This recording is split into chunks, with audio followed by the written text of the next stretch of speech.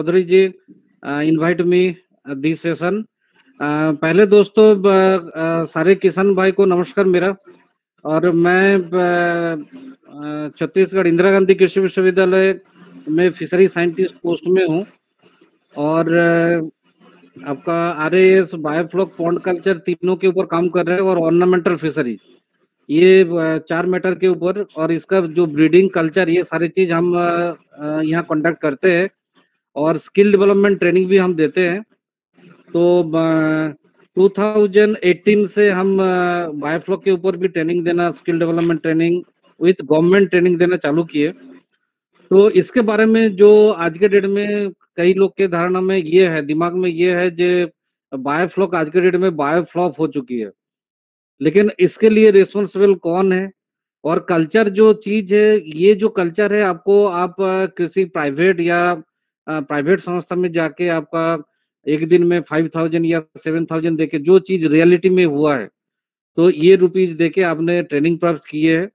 और ये training hardly आपको 3-4 घंटे का होती है। एक दिन के बुला के उसमें भी आपका लंच, डिनर, फलाना ढंग का ये सब चीज अगर निकल दिया जाए तो हार्डली 3 से 3.5 घंटे की ट्रेनिंग होती है। और सेकेंड चीज आपको ये चीज मैं बताना चाहूंगा, आप जहां पर जा रहे हो ट्रेनिंग लेने, पहले कभी ये चीज आप नहीं देखे कि आपका ट्रेनर कौन है, वो क्वालिफाइड है या नहीं। ये चीज कभी नहीं आप देखे। आपने मोस्ट प्रोबेबली क्या होती है, जियो में जियो पहले इंटरनेट में हमने 1 GB मिलता था। आज के डेट में आपको almost per day 2 GB 5 GB मिलता है।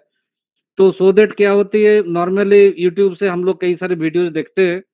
और यहाँ पर इस टाइप का वीडियोस देखते हैं जो 50,000 लगाओ और 2 लाख रुपया पाओ, 50,000 लगाओ, 10 लाख रुपीज पाओ। तो इस टाइप का जो भ्रमित करने वाली जो वीडियो है, वो वीडियो देख के जो लोकल यूथ है वो बहुत ज्यादा अफेक्टेड हुआ है। और एक चीज इंटरेस्टिंग चीज है, आज मान के जनरली मेरा जो एक्सपीरियंस कहता है जो अपना इंजीनियरिंग सेक्टर में जो है, इवन ऐसा सेक्टर जहां पर आपका बी किए हुए है, बी, एमई और भी तरह तरह का जो ब्रांचेस वगैरह है, जो ये सब लड़के बहुत ज्यादा आए हुए हैं मेरा जो स्टडी के हिसाब से। तो इनको एबीसीडी मालूम नहीं, फिशरीज के बारे में कभी इवन तालाब में भी कभी उतरे नहीं है। और इनको डायरेक्टली बताया गया कि आप एक ऐसा कल्चर करो जो सुपर इंटेंसिव एक्वाकल्चर सिस्टम के तहत आते हैं। तो हाउ इज इट पॉसिबल? मतलब आप ये समझिए, जिनको साइकिल चलाना नहीं आता है उसको एरोप्लेन चलाने के लिए हमने उसको बैठा दिया है। तो इस टाइप का प्रॉब्लम, इसीलिए बहुत ज्यादा प्रॉब्लम आ रहे हैं। और अभी मैं सिंपल सा बताओ, गवर्नमेंट ट्रेनिंग यहाँ पर जो ट्रेनिंग होती है वो 4 डेज का ट्रेनिंग है, 4 डेज मिनिमम। तो 4 डेज का ट्रेनिंग आप 4 डेज में भी कंप्लीट नहीं हो पाते। तो वहां आप 2 घंटे में कहाँ से training, how is it possible, कैसे संभव है? तो ये चीज थोड़ा सा आपको ध्यान में रखना चाहिए, जो बायोफ्लॉक अभी कौन सा स्टेज में है। दूसरा चीज, नेक्स्ट जो क्वेश्चन है, ये कोई नया टेक्नोलॉजी है क्या? फॉर योर काइंड इन्फॉर्मेशन मैं बता दूं, ये 101% है, कोई नया टेक्नोलॉजी नहीं है। पहला पॉइंट आप नोट कर लीजिए, ये कोई नया टेक्नोलॉजी नहीं है। ये ये बायोफ्लॉक जो है 40 इयर्स पुराना टेक्नोलॉजी है, कोई नया टेक्नोलॉजी नहीं है, पहली बात है। दूसरा चीज है, ये जब हमने बायोफ्लॉक प्रोबायोटिक वगैरह चालू किया था, तो ये करीब करीब 2012 2012 के आसपास जब प्रोबायोटिक के बारे में तब हमने सर्च किया, तब पता चला ये 1980s में भी कुछ रिसर्च पेपर मिला जो साउथ में श्रिम्प के ऊपर बहुत ज्यादा कल्चर है। तो श्रिम्प, बायोफ्लॉक में श्रिम्प के ऊपर बहुत ज्यादा कल्चर वहां पर हुई है। तो इस वजह से ये कोई नया टेक्नोलॉजी नहीं है। तो दोस्तों ये बहुत पुराना टेक्नोलॉजी है। और दूसरा चीज जो है, नया जो चीज है इसमें fresh water, biofloc fresh water में जो biofloc system, fresh water species लेके जब हमने कल्चर चालू किया, तब जाके ये एक नया टेक्नोलॉजी के रूप में हमारे सामने आया है। तो पहले ब्रैकिश वाटर और मैराइन वाटर में बायोफ्लॉक ये 1980 से चली आ रहा है, ये कोई नया टेक्नोलॉजी नहीं है। तो दूसरा चीज आपको जो चीज बताया गया, ये फिशरीज में जितना सारा टेक्नोलॉजी है आपका सुपर इंटेंसिव एक्वाकल्चर सिस्टम में ये बायोफ्लॉक सिस्टम आती है। तो इसका सेंसिटिव और जो कल्चर है जो ये टोटली साइंटिफिक कल्चर है। तो इसमें बहुत ज्यादा आपका जरूरत है, टेक्निकली आपको असिस्टेंट हेल्प मिलना चाहिए।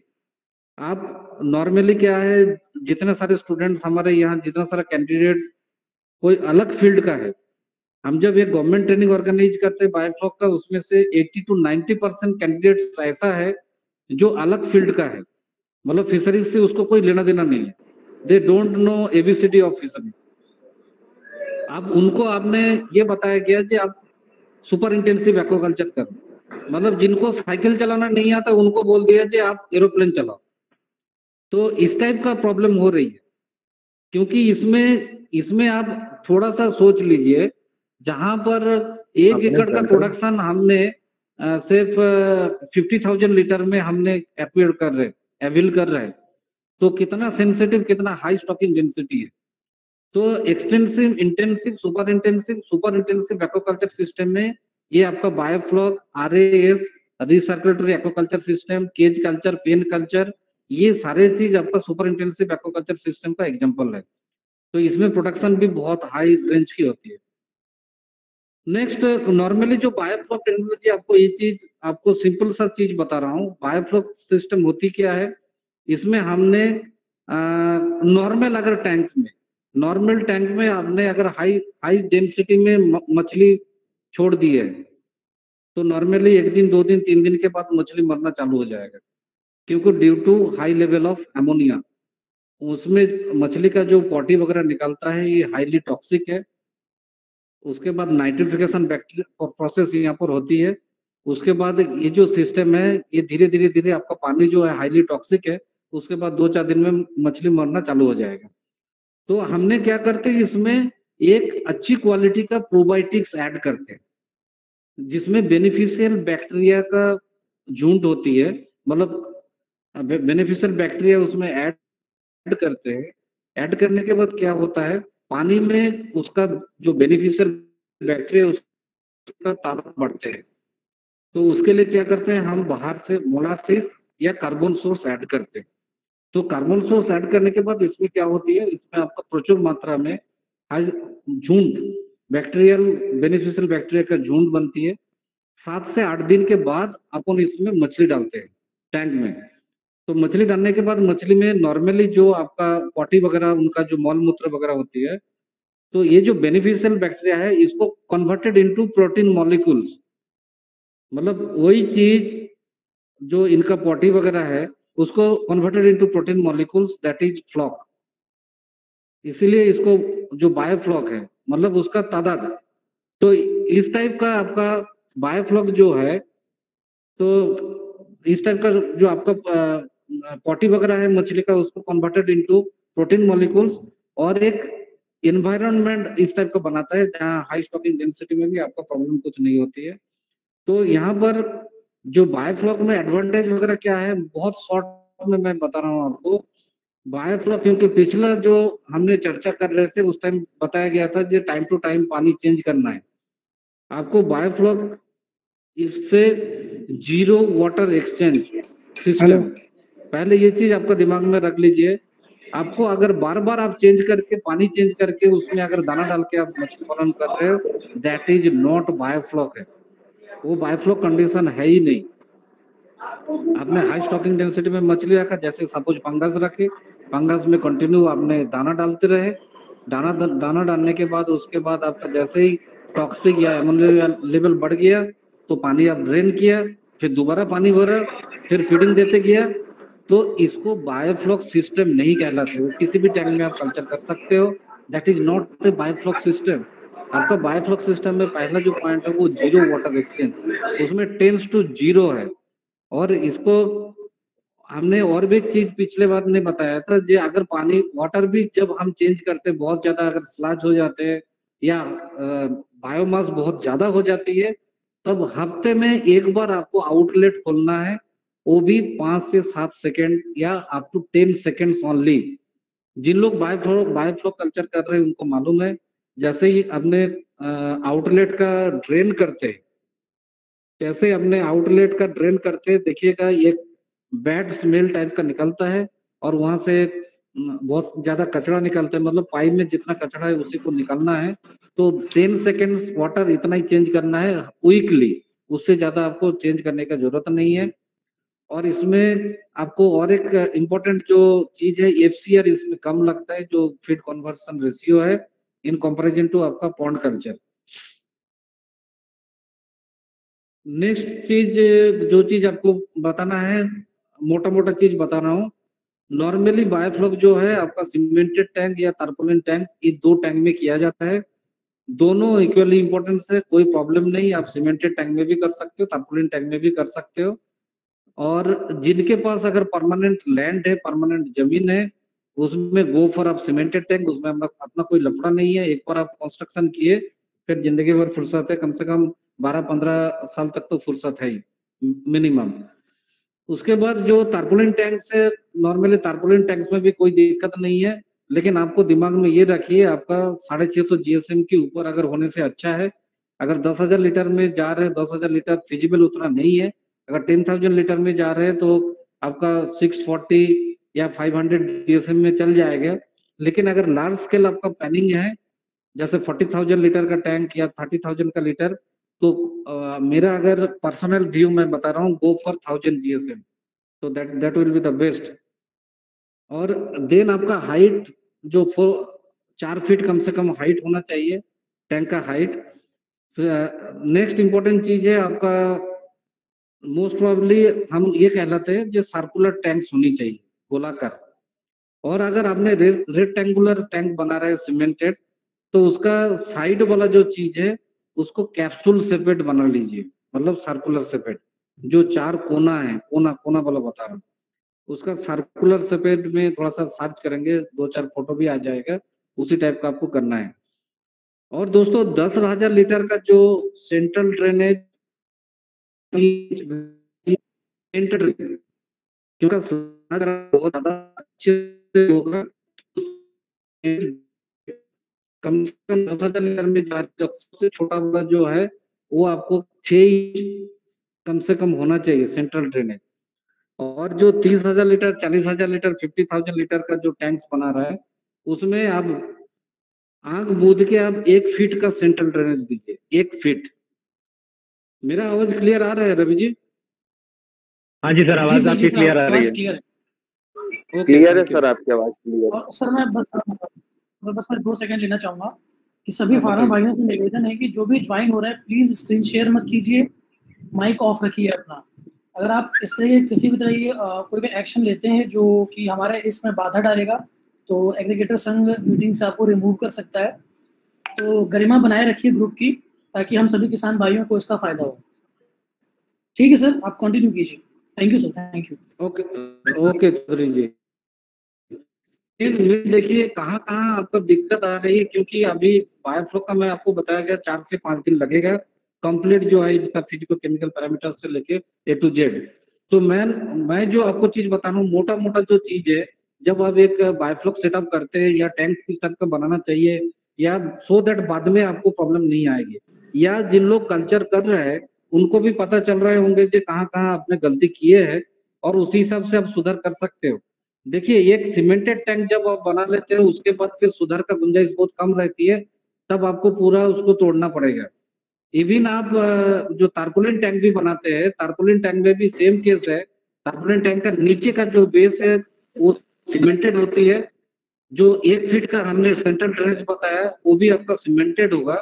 तो अगर उसमें सेंट्रल ड्रेनेज नहीं है, स्लोप नहीं है, बाद में आप तो इसलिए बेटर है आप कोई बड़ा फिर जाने से पहले ये सब चीज, ये सब कॉन्सेप्ट आपका क्लियर कर लेना है।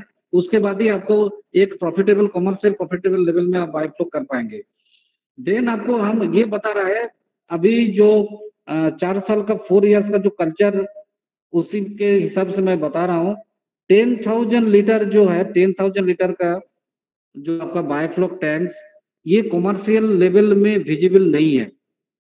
पहले अच्छे से सुन लीजिए, अगर हमने सीड रेयरिंग करते हैं स्पॉन टू फ्राई फिंगरलिंग, ठीक है, लेकिन commercial level point of view में जहां हमने आधा किलो साइज, 3 पाव साइज, 1 किलो साइज का जो मछली का हमने सपना देख रहा है या जो जिसका टारगेट है, उसके लिए आपको कम से कम, अगर जो कॉमर्शियल पॉइंट ऑफ व्यू में सोच रहा है, बेटर है आप 30,000 लीटर में जाइए। 30,000 40,000 का जो टैंक है, ये कॉमर्स पॉइंट में सबसे प्रॉफिटेबल है। 10,000 लीटर में हमने शुरू शुरू में बहुत कल्चर करके देख लिया, जैसे वो 300-400 ग्राम्स के बाद फिर ग्रोथ में दिक्कत आएगी और उसमें उतना जो ग्रोथ हमको चाहिए वो ग्रोथ नहीं मिलता है। तो आपको अगर छोटा सेटअप करना है तो फिर आप 20,000 लीटर या 30,000 लीटर, 20-25,000 लीटर या 20,000 लीटर भी अगर मिनिमम साइज 20,000 लीटर का कम से कम 10 टैंक आप बनाइए, 10 से 12 टैंक।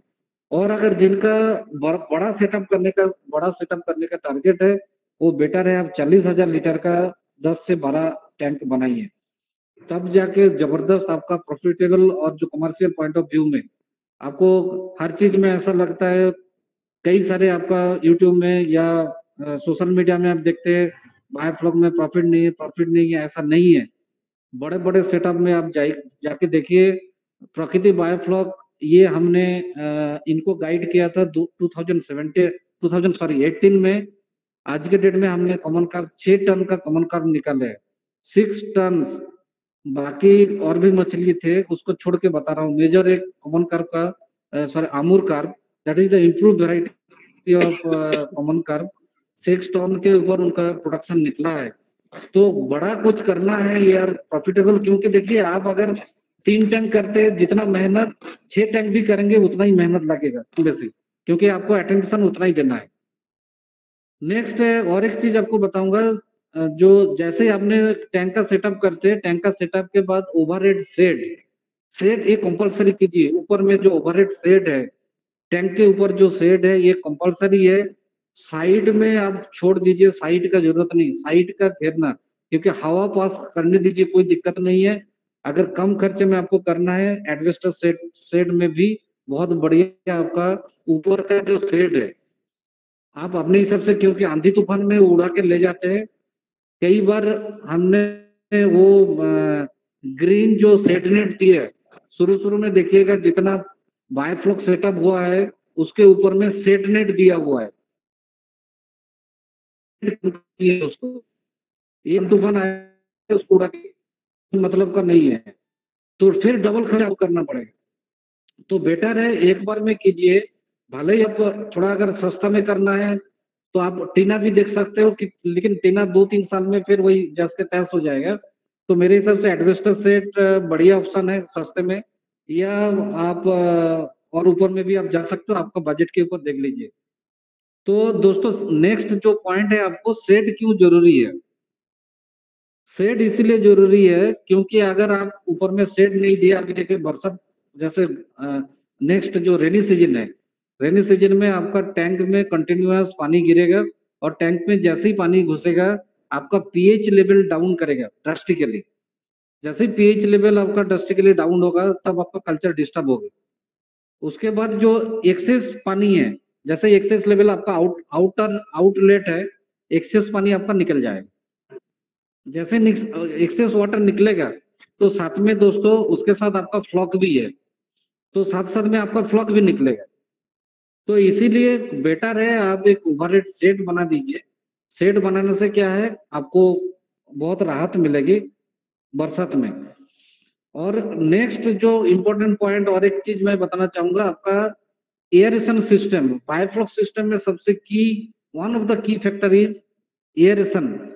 जो एयरेशन, इंस्टॉलेशन ऑफ एयरेशन, जो एयरेशन सिस्टम का जब आप इंस्टॉल करते हो उस टाइम ध्यान देना बहुत जरूरी है, क्योंकि आपका जब छोटा मान के चलिए आपका 8-10 का, जैसे 10,000 लीटर का आपने 5-6 तो टैंक किया है तो 50-60,000 लीटर है। तो इसमें क्या है, आपका जो छोटा, उसमें आपको जो पिस्टन पंप या डायाफ्राम, ये सारे चीज में आपका काम हो जाएगा। आपको बड़ा रूट ब्लोअर, रिंग ब्लोअर लेने का जरूरत नहीं है। तो इसमें सबसे बेस्ट हमने जैसे LP100 में भी बहुत बढ़िया परफॉर्मेंस देखा है। हिलिया है, बेटी है, ACO 0012 ये सब पिस्टन वाला है। और अप टू 20,000 तक अगर छोटा अगर आपका सेटअप है तो LP100 इसमें आपका काम हो जाएगा। इसके लिए आप अननेसेसरी ज्यादा पैसा खर्चा करने का जरूरत नहीं है। तो दोस्तों इसके साथ और क्या लगेगा, इसके साथ आपको लगेगा 4 इंच का एयर स्टोन। नोट करके रख लीजिए, आपको ना 1 इंच, ना 1.5 इंच, ना 2 इंच, 2.5 इंच नहीं, डायरेक्ट आपको 4 इंच का एयर स्टोन, लंबा वाला जो एयर स्टोन 4 इंच का, उसको लेने का बहुत जरूरी है। और अगर बड़ा सेटअप आप जाते हो, जैसे 80,000 के ऊपर 1 लाख सेटअप है, या आपका 2 लाख सेटअप है, 5 लाख का है, जैसे 5 लाख का सेटअप है, जैसे अभी आपका प्रधानमंत्री मत्स्य संपदा में दे रहा है 5 लाख है, या 2.5 लाख, या आपका 1 लाख के ऊपर अगर जैसे ही आपका कल्चर सिस्टम जाएगा, देन आपको क्या करना पड़ेगा, आपको रिंग ब्लोअर या रूट ब्लोअर आपको लगाना पड़ेगा।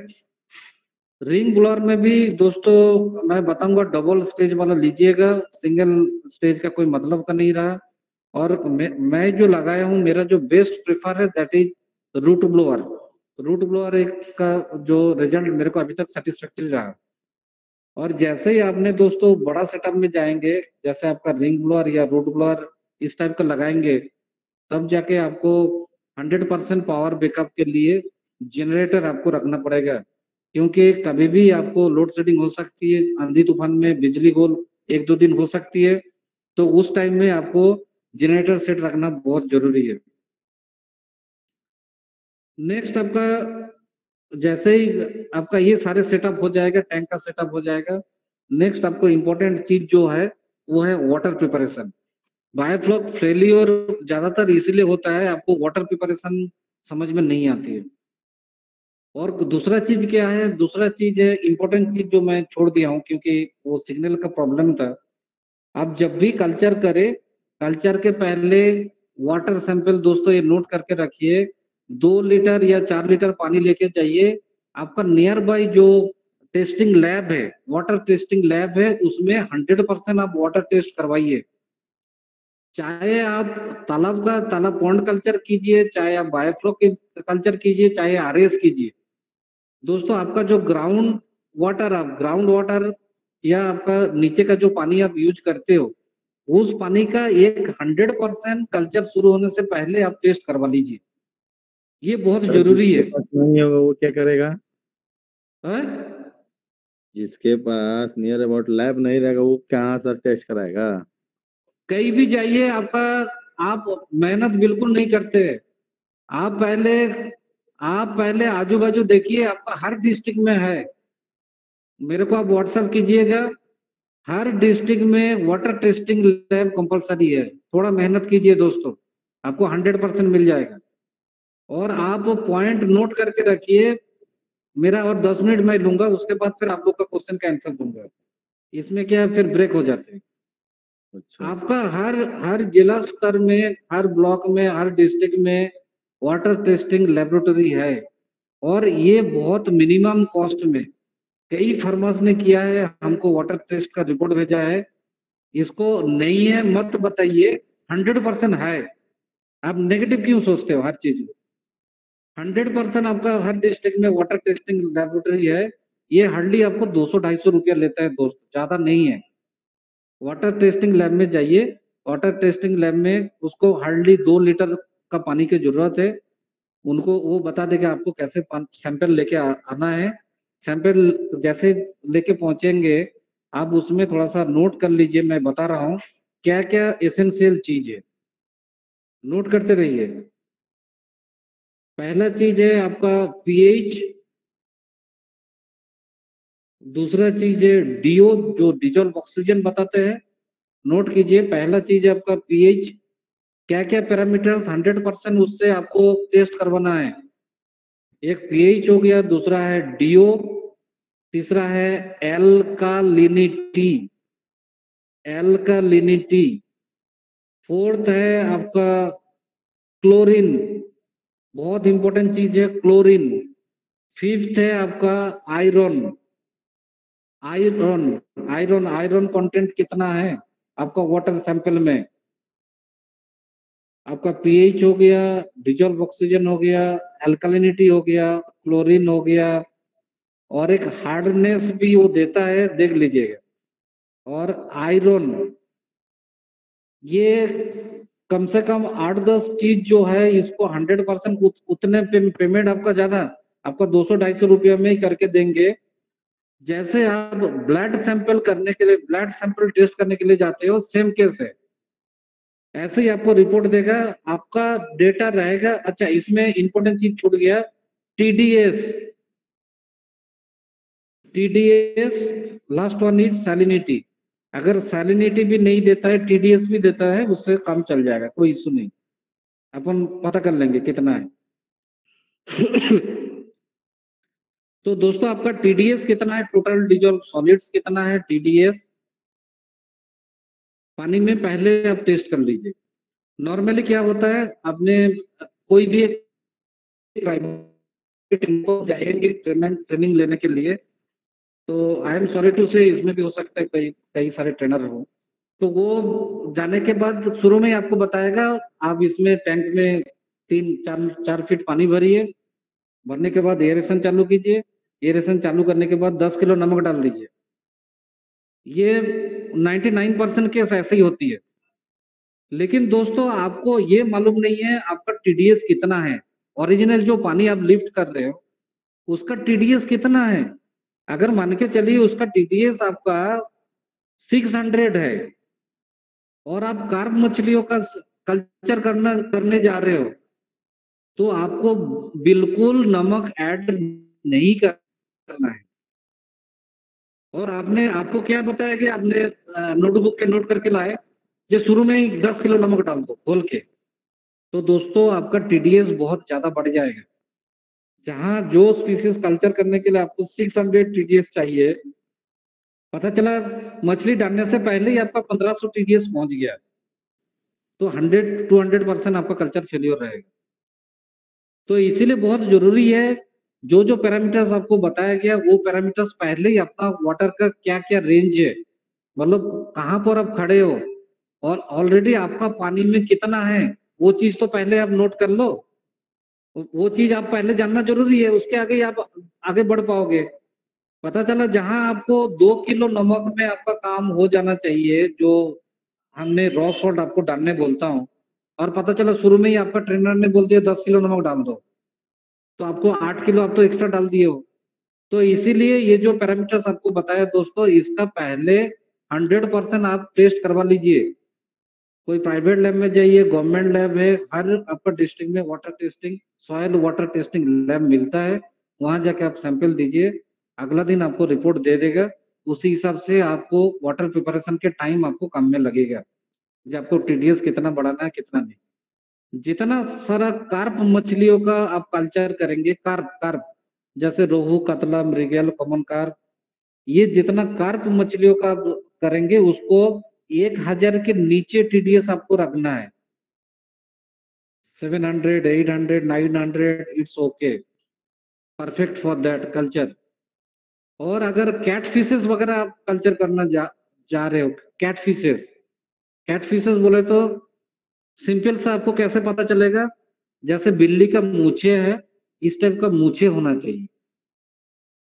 जैसे आपका मागुर हो गया, सिंगी हो गया, पबदा हो गया, ये सारे जितना सारा चीज है ये कैट फिशेस में आती है। तो जितना सारा कैट फिशेस जैसे कल्चर करोगे, तब आपको 1200 से लेके 1400, कम से कम आप कोशिश कीजिए कि 1000 के ऊपर और 1500 के नीचे टीडीएस मेंटेन करें। आपको 700-800 में भी हो जाएगा, लेकिन ग्रोथ में आपको प्रॉब्लम आएगी। तो ये सारे चीज आपको, मतलब जो टीडीएस है, टीडीएस का ये इम्पोर्टेंट रोल है। सेकेंड चीज है, जैसे ही आपने सीमेंटेड टैंक बनाएंगे, सीमेंटेड टैंक बनाने के बाद आपको छोटा मोटा जो चीज नोट करके रख लीजिए, सीमेंटेड टैंक को आपको प्यूरिफाई करना है। प्यूरिफिकेशन कोई कॉन्टामिनेट तो नहीं है, उसको ठीक करना है, सिंपल सा है, कुछ नहीं करना है। नया अगर सीमेंटेड टैंक बना रहा है तो पूरा उसको पानी भर दीजिए। पूरा पानी भरने के बाद उसमें जो केले का झाड़ है पूरा काट के लेके आ जाइए, पूरा ऊपर से लेकर नीचे तक। फिर छोटा छोटा टुकड़ा करके उसको पानी में डाल दीजिए। ये दोस्तों मैं जो भी चीज बता रहा हूँ ये प्रैक्टिकल है। मेरा चैनल में आप grow fish in biofloc channel का नाम है, उसमें जाएंगे तो आपको हर एक चीज का वीडियो मिलेगा, चाहे टीडीएस हो, चाहे आपका कैलिब्रेशन ऑफ सीमेंटेड टैंक हो। जो जो चीज मैं बता रहा हूँ हर चीज का 1 by 1 मैं अपना स्टूडेंट के लिए उसको बना के रखा हूँ। कोई कमर्शियल पर्पस में मैं ये नहीं बोलता हूँ मेरा चैनल सब्सक्राइब करो, ये सब चीज मैं किसी वीडियो में 200-250 वीडियो डाला हुआ है। Grow fish in biofloc channel का नाम है। तो इसमें देखिए एक एक वीडियो आपको हर जो स्टेप बता रहा हूँ सब वीडियो मिलेगा। तो इसमें क्या है, आपको एक पूरा केले का पूरा झाड़ लेके आना है, उसका पूरा पत्ती पत्ती समेत हर पूरा कंप्लीट। उसके बाद छोटा छोटा छोटा छोटा छोटा काट इनटू पीसेस, छोटा छोटा स्मॉल स्मॉल पीस कीजिए करके उसको आपका टैंक में डाल दीजिए। तो सीमेंट का जितना रिएक्शन वगैरह वो 5-6 दिन में वो पूरा समाप्त हो जाएगा। तो 8-10 दिन के बाद पूरा के पूरा टैंक को साफ कीजिए। जब टैंक साफ करेंगे देखेंगे छोटा छोटा छोटा छोटा वर्म टाइप का रेड वर्म वो पैदा होगा टैंक में, तब आप पता कीजिएगा जो ये कल्चर के लिए रेडी हो गया हमारा टैंक।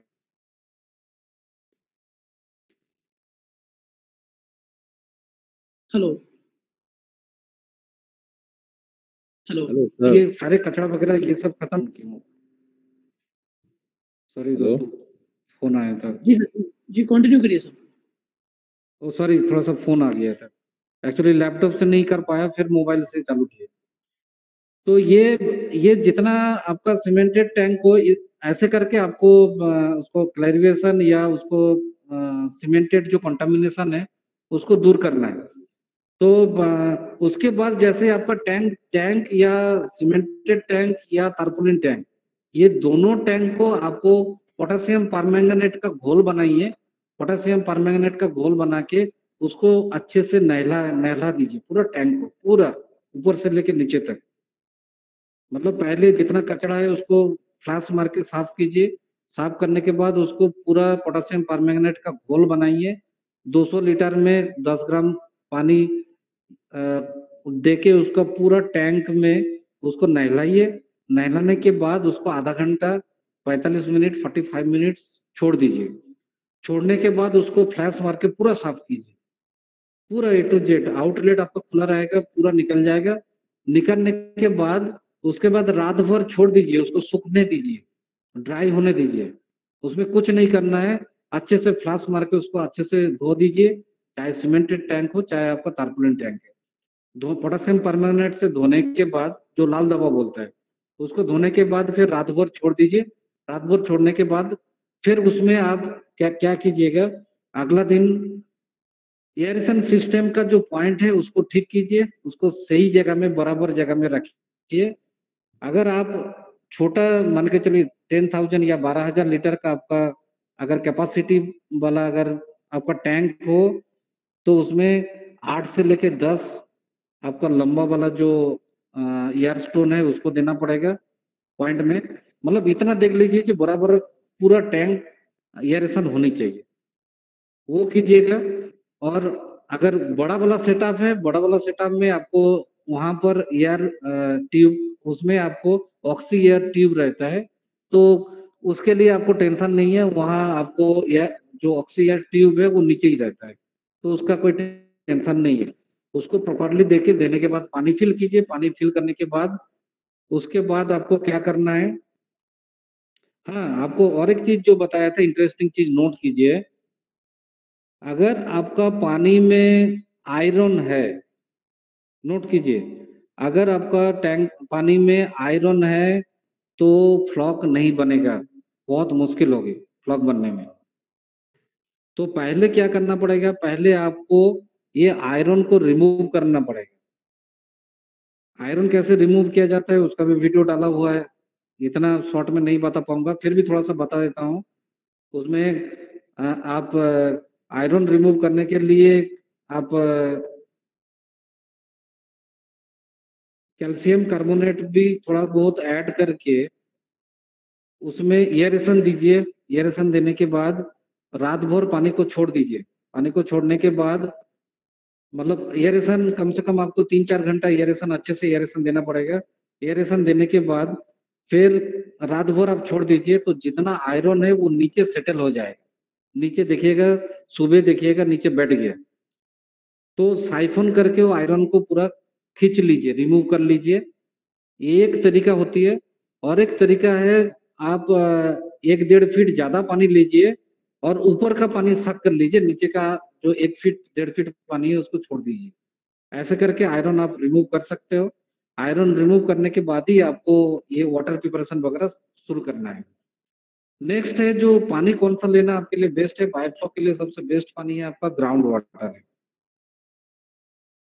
जो हमने सबमर्सिबल पंप, आपको बटन ऑन कीजिए, ऑन करने के बाद जो पानी आता है वो पानी सबसे यूज करना बेस्ट रहता है, वो पानी यूज कीजिए। कई लोग बोलता है आपका तालाब का पानी में हो जाता है, कुएं का पानी में हो जाता है, होने का सब कुछ होता है, लेकिन उसमें कंटामिनेशन का चांस 100% होती है। मैं अगर तालाब से पानी लिया, तालाब का पानी में आपको ये नहीं मालूम है सिर्फ बेनिफिशियल बैक्टीरिया है, उसमें आपका पैथोजन भी है। तो इसीलिए आप अवॉइड कीजिए तालाब का पानी। आप बेस्ट है आपका सबमर्सिबल बोर का पानी जो है, बोर पानी आप यूज कीजिए। तो ये बोर पानी सबसे बेस्ट रहेगा। बेस्ट रहने के बाद आपका और एक चीज करना है, जैसे ही आप प्रोबायोटिक, क्योंकि आपका जो प्रोबायोटिक मिलेगा वो प्रोबायोटिक डास्ट फॉर्म में मिलेगा, तो प्रोबायोटिक को आपको एक्टिव करना पड़ेगा। प्रोबायोटिक को एक्टिव करके फिर अगला दिन आपको मेन टैंक में आपको डालना पड़ेगा। तो दोस्तों, प्रोबायोटिक एक्टिव करने के लिए क्या करना पड़ेगा, आपको 200 लीटर का एक प्लास्टिक ड्राम लीजिए, 200 लीटर 200 लीटर, उसमें अगर 10,000 लीटर के हिसाब से मैं बता रहा हूँ, उसी को आप मल्टीप्लाई करके अपने हिसाब से कर लीजिएगा। 200 ग्राम का प्रोबायोटिक लेना है। अब यहाँ पर क्वेश्चन है कौन सा प्रोबायोटिक बेस्ट है। मार्केट में बहुत सारे प्रोबायोटिक है दोस्तों, आप देख लीजिए, किसी एक प्रोबायोटिक बताना सही नहीं होगा। और प्रोबायोटिक जो बेस्ट प्रोबायोटिक, उसका आप कैसे पता चलेगा, colony forming unit, that is called CFU। CFU जो है, इसको देख के आपको प्रोबायोटिक खरीदना है, क्योंकि मार्केट में कई सारे प्रोबायोटिक है। आपको बता दूं, आपका मेन जो इम्पोर्टेंट इसका चीज है, क्योंकि बायोफ्लॉक में मेन है आपका प्रोबायोटिक का रोल है। प्रोबायोटिक अगर सही नहीं होगा तो आपका कल्चर सही तरीके से नहीं कर पाएंगे, आप बहुत परेशान हो जाएंगे आप, क्योंकि प्रोबायोटिक के लिए आपका CFU जो वैल्यू है ये इम्पोर्टेंट है। और दूसरा चीज है, ये आपका लेबल में लिखा रहता है। और जो प्रोबायोटिक है आपको बता दूं, वाटर प्रोबायोटिक है, आपका सॉइल वाटर प्रोबायोटिक है, फीड प्रोबायोटिक है। तो कई जगह में मैं देखा हूँ, मैं बोला कौन सा प्रोबायोटिक आप यूज कर रहे दिखाओ, देखा हूँ वो फीड प्रोबायोटिक है। भाई आप जैसे तालाब में कल्चर कर रहे हो तो सॉइल वाटर प्रोबायोटिक यूज करना चाहिए। आप अगर बायोफ्लॉक में कर रहे हो जहां पर सॉइल नहीं है, 100% आपको वाटर प्रोबायोटिक जो है, वाटर बेस्ड जो प्रोबायोटिक है उसको यूज करना चाहिए। और फीड प्रोबायोटिक जो है, फीड प्रोबायोटिक, आप जो भी प्रोबायोटिक आप यूज कर रहे हैं उसको आप देखिएगा ऊपर में क्या लिखा हुआ है, क्योंकि फीड प्रोबायोटिक वो आपका गांठ को ठीक करेगा। मछली का जैसे दाना के साथ जो देता है, वो फीड प्रोबायोटिक से आपका बायोफ्लॉक प्रोबायोटिक अलग है। जैसे हमने पर्सनली जो प्रोबायोटिक यूज करता है वो प्रोयूनिक प्रोबायोटिक है। प्रोयूनिक प्रोबायोटिक है, ये बायोफ्लॉक के लिए, मेड ओनली फॉर बायोफ्लॉक। तो वो जो प्रोबायोटिक है, वो प्रोबायोटिक आपको लेना पड़ेगा ओनली 10,000 लीटर के लिए। मैं बता रहा हूँ, सिर्फ 200 ग्राम आपको प्रोबायोटिक लेना पड़ता है। ये जो प्रोबायोटिक है बहुत कम लगता है, और आपको मुश्किल से 100 ग्राम एक एक्टिवेटर लेना है। जो प्रोबायोटिक प्रो यूनिक प्लस करके एक है, उसी के साथ फ्री में मिलता है। और इसको आपको 1 kg जो मोलासिस है, 1 kg मोलासिस में 20 लीटर्स पानी में आपको भिगो के उसमें एक एयरेशन पॉइंट छोड़ देना है। तो ये क्या होगा, आपका 12 घंटे में तैयार हो जाएगा। आप आधा घंटा बाद ही देखिएगा उसका झाग बनना चालू हो जाता है। तो प्रोबायोटिक को इसको आपको एक्टिव करके फिर आपका मेन बायोफ्लॉक टैंक, मतलब आज 4 बजे 4:30 5 बजे आप अगर उसको बैठाते हो एफसीओ को, फिर अगला दिन नेक्स्ट कल जाके मॉर्निंग में वो मेन बायोफ्लॉक टैंक में आप डालेंगे। तो आपको क्या है 10,000 लीटर अगर टैंक है उसके लिए आपको 200 ग्राम, और एक बार रिपीट कर रहा हूं मैं, सिर्फ 200 ग्राम आपको प्रोबायोटिक लेना है। और दोस्तों 100 ग्राम्स आपको एक्टिव लेना है, प्रोएक्टिव। और आपको 1 केजी मोलासिस में उसमें अच्छे से घोलना है। और दोस्तों इसके साथ आपको 20 से 30 ग्राम आपको रॉ सॉल्ट लेना है इसके साथ, जिसमें आयोडीन नहीं है। जो गाय भैंस के खिलाते हैं, कोई बाहर से आपको रॉ सॉल्ट खरीदने का जरूरत नहीं। यहाँ पर आपको बता दूं मोलासिस भी आपको लोकली अवेलेबल देखिएगा, बहुत अच्छे क्वालिटी का मोलासिस मिलेगा, उसी को लीजिए। मुश्किल से आपका 15-16 रुपया किलो है, कई जगह में और भी सस्ता है। तो मोलासिस लोकली उठा लीजिए और आपका रॉ सॉल्ट जो है, जो गाय भैंस को खिलाते हैं उसी को लीजिए, यूज कीजिए, बढ़िया रिजल्ट है, कोई इशू नहीं है उसको बाहर से लाने का। हेलो। उसको अच्छे से, हेलो। हाँ सर, सर आप ये वाली बात पूरी कर लेते हैं प्रोबायोटिक वाली, ठीक है। समय की थोड़ी सी कमी है क्योंकि ये ऑनलाइन मीटिंग है और इसमें भी एक लिमिट है। तो और काफ़ी सारे किसान भाइयों के कुछ प्रश्न भी है जिन्हें भी हम उन्हें पूछना है। तो मैं चाहूँगा कि आज जो है प्रोबायोटिक तक का हम रखते हैं सेशन, उसके बाद प्रश्नों का सिलसिला शुरू करते हैं, फिर दिन आगे बायोफ्लॉक का सेशन हम अगले शनिवार को रखते हैं, ठीक रहेगा सर? तो क्वेश्चन वगैरह लेते हैं फिर, कोई इशू नहीं। हाँ सर, बिल्कुल बिल्कुल। आप प्रोबायोटिक वाला कंप्लीट कर लीजिए सेक्शन, उसके बाद जो है हम लोग प्रश्नों को लेना शुरू करते हैं। हाँ, इसको मैं, ठीक है, अच्छा चीज है, क्योंकि इसको जैसा एफसीओ आपका 12 से 14 घंटा रात भर में तैयार हो जाएगा। इसको आपको मेन बायोफ्लॉक जो टैंक है उसमें डाल देना है पूरा मिश्रण को।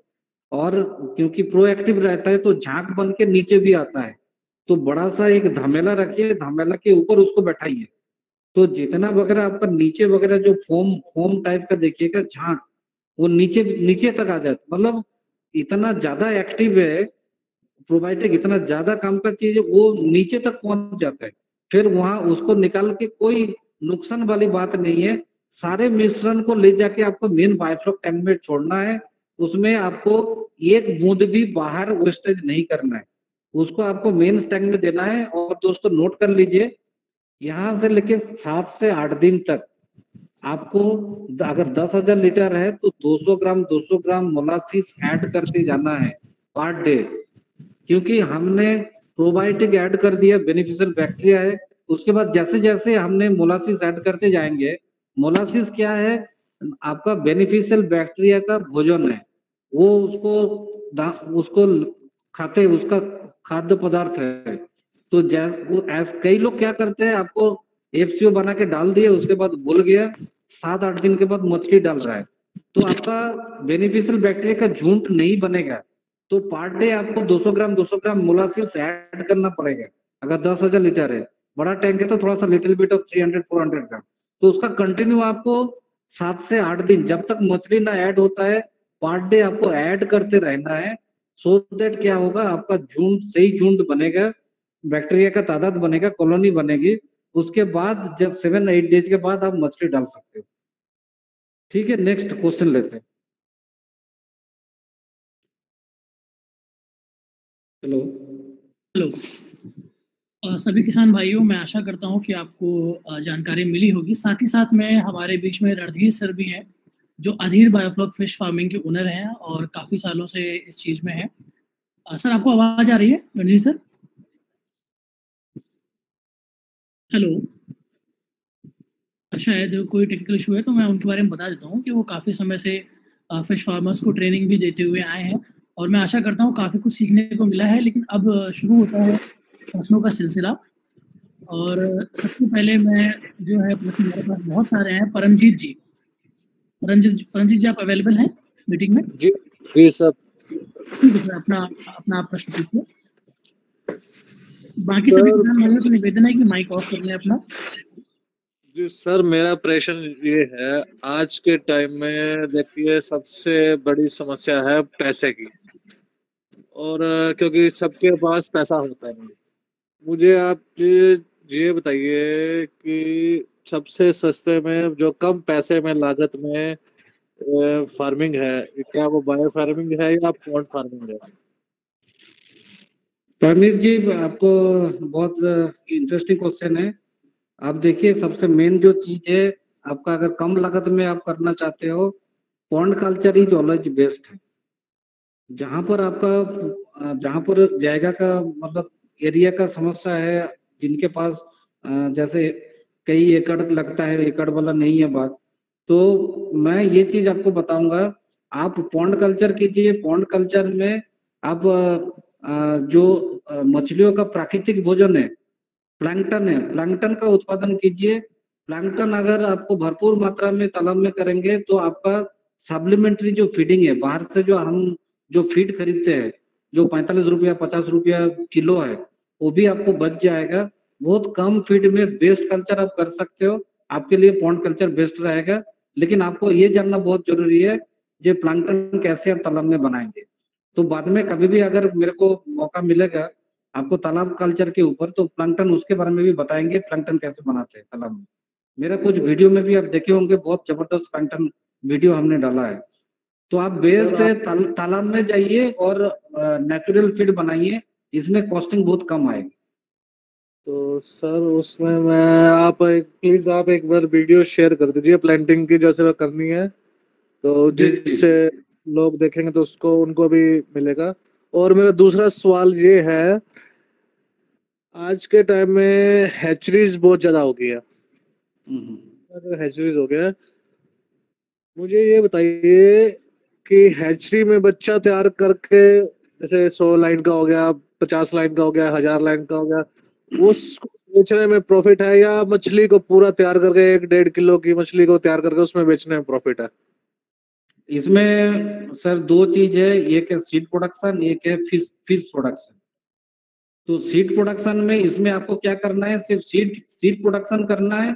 सीड प्रोडक्शन जैसे हैचरी से आपका जैसे स्पॉन मतलब जीरा साइज जो 5 to 6 मिलीमीटर है, 15-20 दिन का आपका फ्राई हो गया, और 1-1.5 महीने 2 महीने में आपका फिंगर साइज बच्चा हो गया। तो दोनों इंडस्ट्री बहुत बढ़िया चल रहा है। आपके ऊपर है, आपके ऊपर कौन सा साधन है, कैसा साधन आपके पास है, हैचरी है, ग्रो आउट पॉन्ड है, क्या है, उसी हिसाब से चलिए। लेकिन देखा जाए दोनों अपने जगह में सही है। आपका सीड प्रोडक्शन 2-3 महीने 4 महीने में, जैसे आपका रेनी सीजन आ जाएगा, इसमें जो इंडियन मेजर कार्प है, ये सब चीज रोहू कतला मृगल, ये सब सीड प्रोडक्शन करके भी लोग कई लाखों रुपया कमा रहे हैं। तो आप देख लीजिए आपके पास कौन सा साधन है, किस टाइप का, किस में आप जाना चाहोगे। ओके। और सर तीसरा सर मेरा एक सवाल और है था, मेरे पास हाँ जी सर, तीसरा मेरा एक सवाल और था जी। मेरे पास एक 500-700 गज जमीन है, यानी कि आधे के लिए बहुत कम होगी। तो उसमें उस जमीन में खारा पानी है, जैसे समरसीबल का बोर का पानी होता है, तो उसमें क्या हम कर सकते हैं? देखिए, मैं शुरू में ही आपको बताया इसलिए क्योंकि टाइम बहुत कम था। पानी टेस्ट करना बहुत जरूरी है। आपको पानी जब तक टेस्ट नहीं करोगे आपको पता नहीं चलेगा टीडीएस कितना है, सैलिनिटी कितना है। उसी हिसाब से फिर आपको स्पीसीज लेना पड़ेगा। हो सकता है वहाँ भानामी कल्चर बहुत अच्छा है। खारा मतलब कितना खारा है? खारा तो जैसे पीने लायक पीने लायक है, पर इतना खारा भी नहीं है। हाँ, इतना तो उसको देख लीजिए। फिर आपका अगर टीडीएस ज्यादा है तो आप कैट फिशेस में जाइए, जैसे मागुर, सिंगी, पबदा, इसमें जाइए, बहुत अच्छा है। कैटफिश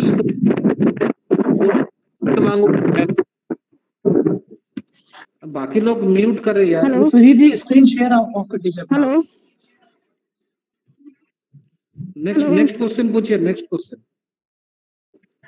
सर मेरी आवाज आ रही है? Hello hello. हाँ जी, आपकी आवाज आ रही है। क्वेश्चन पूछें आप। सर मेरा एक क्वेश्चन है, जैसे मैं बायोफ्लॉक कर रही हूँ लास्ट, तो हम लोगों को टीडीएस नापने के लिए एक दिया जाता है थर्मामीटर टाइप का, तो वो कितना एक्यूरेट होता है? क्या उसके लिए टीडीएस के लिए पानी का लैब में ही देना जरूरी है क्या? खुद से उसको नहीं टेस्ट कर सकते हम लोग? जैसे मैंने अभी तक किया, मैं खुद से ही टीडीएस चेक करके उसे मेंटेन करती हूँ। मैडम, टीडीएस मीटर आती है बहुत सस्ते में, वो बहुत आसानी से मैं वही यूज करती हूँ सर। टीडीएस मीटर से ही हो जाएगा, कोई इशू नहीं है, आपको बाहर जाने की जरूरत है। जी सर। आपको विश्वजीत जी, अगर आपको मेरी आवाज आ रही हो तो अपना स्क्रीन शेयर ऑफ कर दीजिए। Hello, next question please. Hello sir. बताइए बताइए, पूछिए क्वेश्चन क्या है। सर मेरी आवाज आ रही है आपको? बिल्कुल आ रही है, हेलो। बताइए। हाँ सर, अभी 20,000 लीटर का 4 टंकी बायोफ्लक्स का अंडर कंस्ट्रक्शन है सर। उसमें मैं सोच रहा हूँ कि सींगी मछली पहले डालूं कि सर पंकाज का करूं?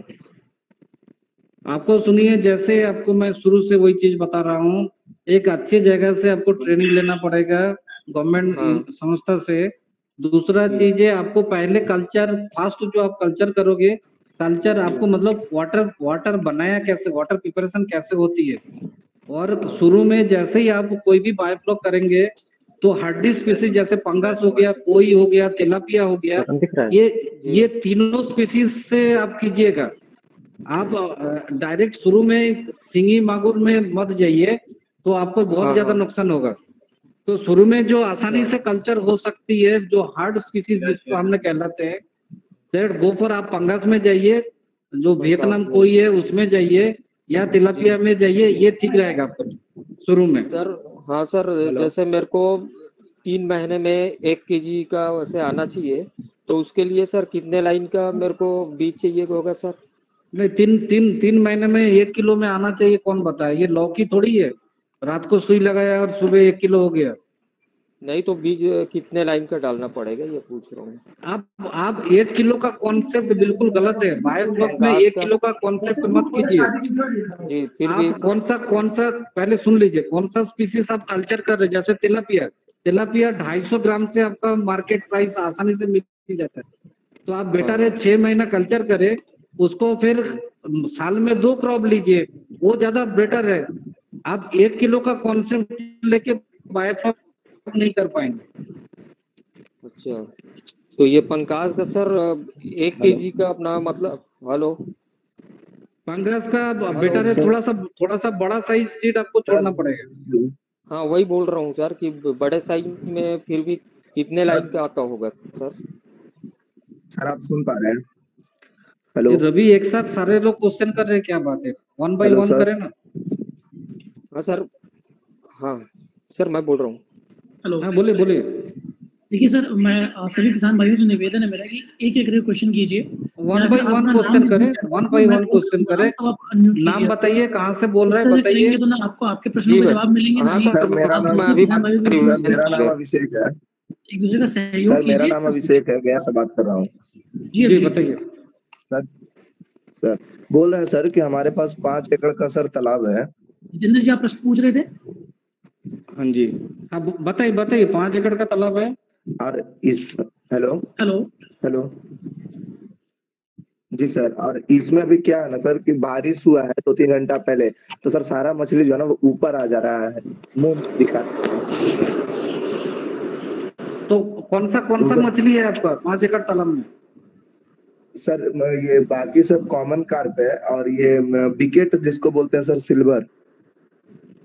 तो आपका 5 एकड़ में कितना नग छोड़े हो आप, कितना स्टॉकिंग किए हो? अप्रॉक्स सर 75,000 सीड छोड़े थे सर। देखिए, आपका तालाब के हिसाब से जो जल क्षेत्र है उसी हिसाब से अगर स्टॉकिंग आप ज्यादा करेंगे तो उसमें जो कॉमन कार्प जो है, ये कार्प मछली में आती है। कॉमन कार्प का ऑक्सीजन रिक्वायरमेंट बहुत ज्यादा है। इसका जो डीओ लेवल है, डीजल ऑक्सीजन लेवल बहुत ज्यादा मात्रा में लगता है। तो बेटर है आप जो कार्प मछली अगर बहुत ज्यादा मात्रा में आप तालाब में छोड़ेंगे, जैसे ही ऑक्सीजन का शॉर्टेज होगा वो ऊपर आएगा, ऊपर आके वो खबी खाएगा जैसे आपका।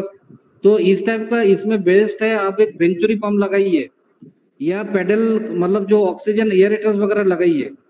जो ऑक्सीजन का मात्रा आपका तालाब में कम है, इसलिए इस टाइप का प्रॉब्लम हो रही है।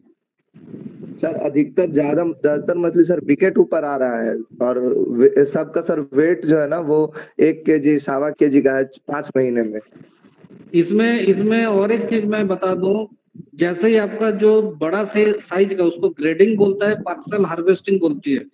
तो बेटर है जो बड़ा साइज का मछली है उसको मार्केट में बेच दीजिए, क्योंकि आपका बायोमास बहुत ज्यादा है।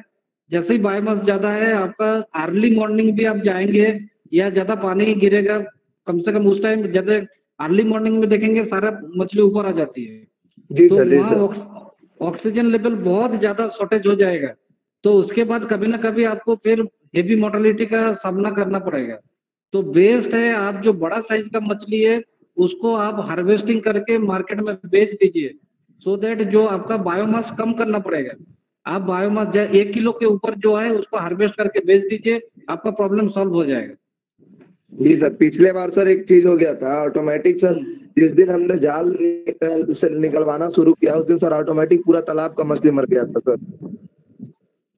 नहीं वो अलग इशू है। आप अभी का जो मैं सिचुएशन बता रहा हूँ उसमें जी सर। 1 किलो का ऊपर जितना मछली है हार्वेस्ट जाली चलाइए। नेटिंग में मछली कभी नहीं मरती है। नेटिंग बल्कि करना चाहिए, टाइम टू टाइम नेटिंग होना चाहिए तालाब में।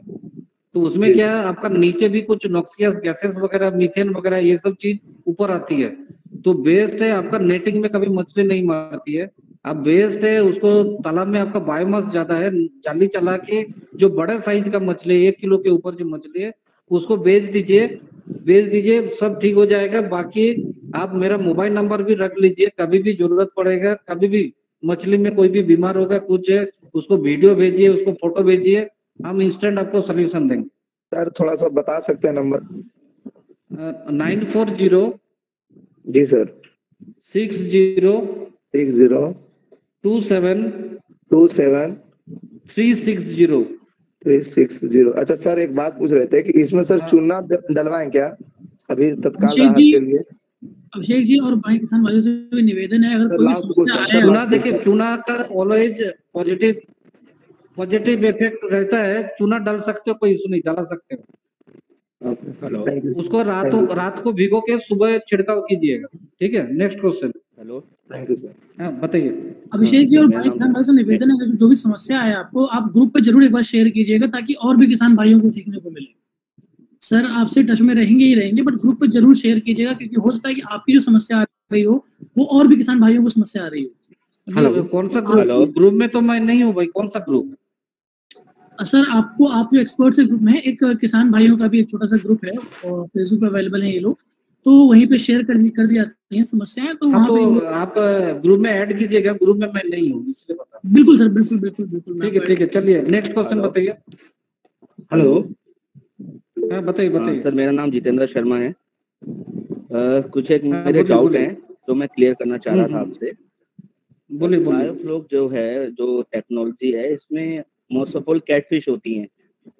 कैटफिश फ्लॉक नहीं, खाती नहीं है। कार्ब भी होता है, ऐसा नहीं है, कार्ब भी होता है कार्ब भी होता है। सर, मतलब आईएमसी वगैरह तो इसमें सक्सेसफुल नहीं है। कैटफिश फ्लॉक खाती नहीं है, तो बायोफ्लॉक बेसिकली अगर कैटफिश पालेंगे वो फ्लॉक खाएगी नहीं, तो अपना हमारा एफसीआर तो कम आएगा नहीं।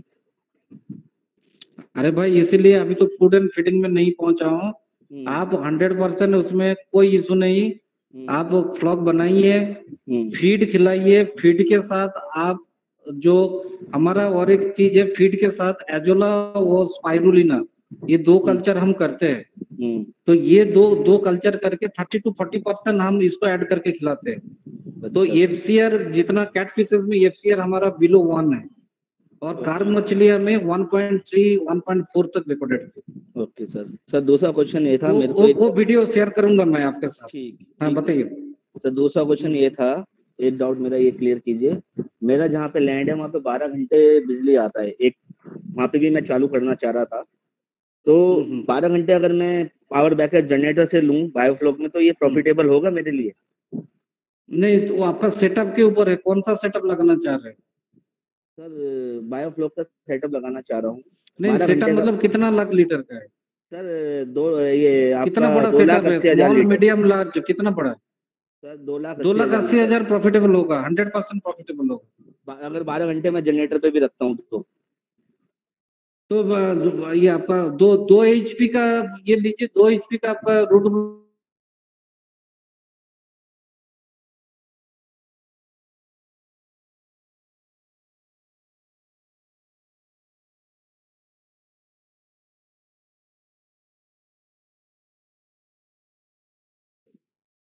चीज आप देखिए, जैसे मैं शेयर करना चाहूंगा सारे किसान भाई, एग्री फिशरी जो है वो एग्रीकल्चर के अंदर रही है। मैं आपसे बात कर रहा हूँ और मेरा पोस्टिंग है इंदिरा गांधी कृषि विश्वविद्यालय, मतलब मैं एग्रीकल्चर यूनिवर्सिटी में हूँ। एग्रीकल्चर यूनिवर्सिटी का एक एलाइड सब्जेक्ट है फिशरीज है। तो आपका जो जो पंप है स्टेट गवर्नमेंट से उसको कृषि मंत्री से करवाई है, वो एग्रीकल्चर मीटर से लगना चाहिए। ओके हमारा छत्तीसगढ़ में हो गया, अब उसका नोटिफिकेशन निकलने वाला है। ठीक सर।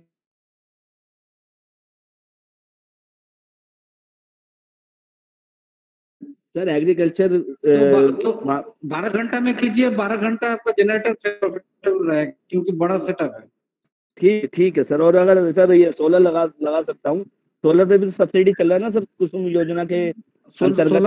सोलर में भी दुर्ग में हमने सोलर का 5000 स्क्वायर फीट में वहां पर लगाया था सर। 2,80,000 दुर्ग में खर्चे के लिए मुझे, अगर मैं सोलर स्टेशन सेटअप करता हूँ तो कितने किलोवाट का लगेगा मेरा सोलर? लेकिन नाइट में डिस्टर्ब होगा ना भाई, नाइट में सोलर कहाँ से चलेगा? सर वो बैटरी से बैकअप तो आ जाएगा ना बैटरी से, अगर 12 घंटे लाइट नहीं आता है फिर बैटरी लगाना भाई। हाँ, बैटरी लगाऊंगा। कितने किलोवाट का मेरा काम करेगा सोलर? ठीक है, चलिए अपन इसके बारे में फिर चर्चा करेंगे। नेक्स्ट क्वेश्चन लेते हैं दूसरे का। जी सभी किसान भाइयों बता देना चाहूंगा कि अभी जो भी प्रश्न पूछे आ रहे हैं, इन सभी प्रश्नों में से जो है सबसे अच्छा प्रश्न जो होगा वो हमारा सेलेक्ट होगा best contributor of the webinar पे, और ये सबसे बेहतरीन प्रश्न होगा, ये सासमल सर ही सेलेक्ट करेंगे। तो आगे जो है मैं प्रश्न लेना चाहूंगा परमानंद जी का। परमानंद जी आप लाइन पर हैं? Hello. Yes sir, yes sir. पूछिए परमानंद जी, प्रश्न पूछिए। यस सर, विराज सर। हाँ सर, मैं ये कह रहा था कि सासमल सर। बोलिए। हेलो, या गुड आफ्टरनून सर। बोलिए, सुनाई दे रहा है, बोलिए। सर मैं ये कह रहा था ना कि मेरे पास ना 4 पुराने तालाब है, जो गांव का जैसा तालाब होता है ना वही है तालाब। तो मैं पुरानी विधि से अभी यूज में कर रहा हूँ। बाकी ना मेरे पास ना नर्सरी के लिए तालाब नहीं है, तो क्या बायोफ्लॉक जैसे टैंक बना के उसमें हम नर्सरी बना सकते हैं सीड का? बायोफ्लॉक में आपका उसको जीरा साइज का लेके आइए, जीरा साइज के लाके उसको 100 लाइन कीजिए, 100 लाइन के बाद फिर उधर शिफ्ट कीजिए, ऐसे भी कर सकते हैं। ओके तो ये तो सीमेंट टैंक बनाएंगे, सीमेंट वाला टैंक बनाए या फिर सीमेंट में टारपोलिन? मैं तो आपको लेक्चर में बताया, दोनों प्रॉफिटेबल है, कोई इशू नहीं है। जी okay, thank you so much sir. अगला में अपन एक सेमी बायोफ्लॉक का भी एक टेक्नोलॉजी चालू किया है। सेमी बायोफ्लॉक के बारे में भी आपको बताएंगे, उसमें भी सीड प्रोडक्शन बड़ा जबरदस्त है। Hello, good evening sir. Parmanand ji. Okay sir. Semi biofloc का भी एक सिस्टम है, उसमें बायोफ्लॉक जैसा ही है, नीचे 4 इंच का मिट्टी रहता है। मेरा यूट्यूब में कुछ वीडियो है, देख लीजिएगा, वो भी प्रॉफिटेबल है, उसके बारे में भी अपन चर्चा करेंगे। नेक्स्ट बताइए। हेलो। जी हाँ बताइए। Okay. Hello, good evening sir. Good evening, बताइए। शहजाद बोल रहा हूँ सर, सिवान बिहार से। ओके बताइए। एक्चुअली सर मुझे एक प्रॉब्लम है, जैसे 10,000 का बायोफ्लॉक टैंक है, तो जो स्लोप देते हैं आउटसाइड से इनसाइड में, अगर 10,000 लीटर का स्टैंडर्ड, उसका स्लोप कितना होना चाहिए? तो आप शुरू से नहीं थे, 10,000 का हमने स्लोप भी बताया। सेंट्रल जो स्लोप है, बहुत देर से मैसेज देखा था लास्ट टाइम में, एक्चुअली कुछ ही देर से मैं ज्वाइन किया था, नहीं। ओके कोई बात नहीं है। सेंट्रल स्लोप सबके लिए बता रहा हूँ, बहुत इंपॉर्टेंट है। अगर 10-15 हजार लीटर का टैंक है तो 6 इंच का स्लोप कीजिए। अगर आपका 20,000 के ऊपर जा रहा है तो 9 इंच का स्लोप कीजिए। और 40,000 और 50,000 का अगर टैंक बना रहे हो तो सीधा के सीधा आप 1 फीट का स्लोप दीजिए। ओके। मैं ग्रुप में जो सीमेंटेड एक यहाँ से मैं 12 किलोमीटर दूरी पे पिगरिटी में मैं सीमेंटेड टैंक बना रहा हूँ। 40,000 का 12 टैंक है, उसमें भी आपको दिखाऊंगा 1 फीट हमने स्लोप दिया है। बताइए नेक्स्ट क्वेश्चन। सर दूसरा चीज सर, जैसे डीओ ऑक्सीजन जो है, इनकेस हमारे पास लाइट की कभी भी प्रॉब्लम हो जाती है, तो इन्वर्टर मेरा ऑफ हो गया में भी, तो एक पाउडर आता है ऑक्सीजन यूज करने के लिए, डीओ समथिंग नाम है उसका। ऑक्सीजन टैबलेट भी है, ऑक्सीजन पाउडर भी है, ये टैबलेट इमरजेंसी पाउडर है, मेरे पास पाउडर है एक्चुअली, मैं लाया था। इसका ये कोई हार्म करता है क्या फिशेस को? नहीं, कोई भी चीज का ज्यादा यूज करोगे तो हार्म है, लेकिन ये पाउडर कब तक देते रहोगे? ऐसा कोई सोल्यूशन नहीं है, परमानेंट सोल्यूशन नहीं। नहीं परमानेंट नहीं, जैसे होता है कभी कभी, मतलब कभी कभार थोड़ा बहुत हो जाता है, लॉन्ग टाइम के लिए कट जाता है, आधा घंटा 1 घंटा के लिए कभी ऐसा हुआ नहीं, तो। आधा आधा 1 घंटा कोई इशू नहीं, कोई प्रॉब्लम नहीं। तो सर वो चीज मुझे जानना, जैसे 10,000 लीटर का पानी है तो उसमें क्वांटिटी क्या यूज करते हैं? मीन्स कि कुछ क्वांटिटी 10 ग्राम 20 ग्राम 50 ग्राम कितना यूज करेंगे उस पाउडर को, वो मुझे जानना था। एक्चुअली उस पाउडर में कुछ ऐसा दिया नहीं है कितना क्वांटिटी कितने पानी में डालना है।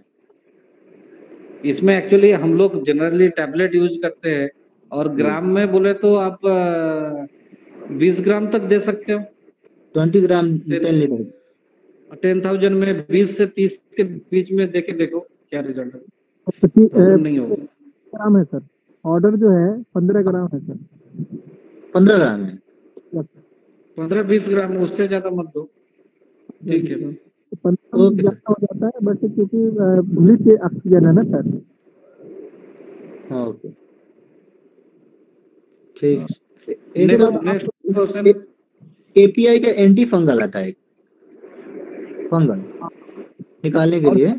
सर एक क्वेश्चन और है, आपको जवाब देंगे कि अगर 2 घंटा भी आपके ऑक्सीजन अगर बंद हो जाता है, उसके लिए आप घबराइए नहीं, क्योंकि आप ऑक्सीजन दिए हुए रहते हैं वाटर में कि आपका 2 घंटे तक स्टरलाइज हो सकता है, रुक सकता है। Okay thank you. ये एक्चुअली मुझे नहीं पता था, मैंने क्लियर कर लिया। हाँ सर, फंगल का एक दवा मैंने मंगवाया था, मेरे पास था नहीं तो किसी ने सजेस्ट किया, फ्रेंड ने। फंगल लगता है तो एपीआई का पीमा फिक्स है एंटी फंगल, उस पे क्वांटिटी नहीं दो, वो सिर्फ एक्वेरियम शॉप के लिए दिया हुआ है। 1 मिनट बोतल देना जरा। 10 ml में दिया हुआ है, तकरीबन 36 लीटर पानी में यूज करने के लिए 10 ml के पास एक्वेरियम में। तो हम बायोफ्लॉक में यूज कर रहे हैं, तो इनका यूज कैसे करना होगा? एक्वेरियम वाला छोड़िए, प्रो यूनिक प्लस करके एक है प्रोडक्ट, उस पर यूज कीजिए, बड़ा जबरदस्त काम कर रहा है। प्रो यूनिक ब्लास्ट, मेडिफिस यूनिक प्लस। एक एक करके पूछे सवाल, एक एक करके। तो hello, okay sir thank you. Hello जी काजी जी, हाँ बोले। हेलो, मैं मुंबई से बोल रहा हूँ। हाँ बताइए सर, मुझे श्रिम्प कल्चर करना है और मेरा प्लान 30,000 के 6 टैंक का है। तो 30,000 थोड़ा सा मैं आपको नहीं, श्रिम्प मतलब बनामी कौन सा कल्चर? वेनेमी। हाँ। हेलो, 30,000 के टैंक में हो सकता है सर? बिल्कुल हो सकता है, लेकिन आपका सेम का थोड़ा सा अलग प्रिपरेशन है, उसके लिए अलग क्लास लेना पड़ेगा। नो प्रॉब्लम सर, अलग क्लास आराम से हो सकता है, कोई इशू नहीं, कोई प्रॉब्लम नहीं। और सर बोरिंग वाटर है, उससे भी हो जाएगा? नहीं, बोरिंग वाटर में टीडीएस कितना है? मैं अभी तक शुरू नहीं किया है सर, जस्ट स्टार्ट कर रहा हूँ। टीडीएस कितना है पानी में? आपका सैलिनिटी कितना है? 700 to 800 है। 700-800 बहुत कम है, आपको बढ़ाना पड़ेगा। श्रिम्प के लिए हम श्रिम्प के लिए भी वेबिनार्स का आयोजन करने की कोशिश करेंगे, ठीक है, ताकि आपको उसकी भी अच्छी से अच्छी नॉलेज मिल सके। ठीक है सर? सही। सर मेरा एक सवाल है। जी बोलिए। सर मैं राजनांदगांव छत्तीसगढ़ से बोल रहा हूँ मैं। बोलिए। अपन तालाब में फिश फार्मिंग जैसा कर रहे हैं, मछली पालन कर रहे हैं, उसके साथ साथ में अपन मोती पालन भी कर सकते हैं क्या एक ही तालाब में?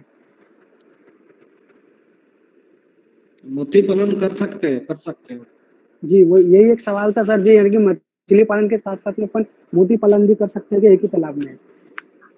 मोती पालन फीस कम जो पार्ल है बंगाल में कई जगह में चल रहा है। जी, लेकिन छत्तीसगढ़ में उतना सक्सेस नहीं है। अच्छा, हाँ। नेक्स्ट क्वेश्चन बताइए।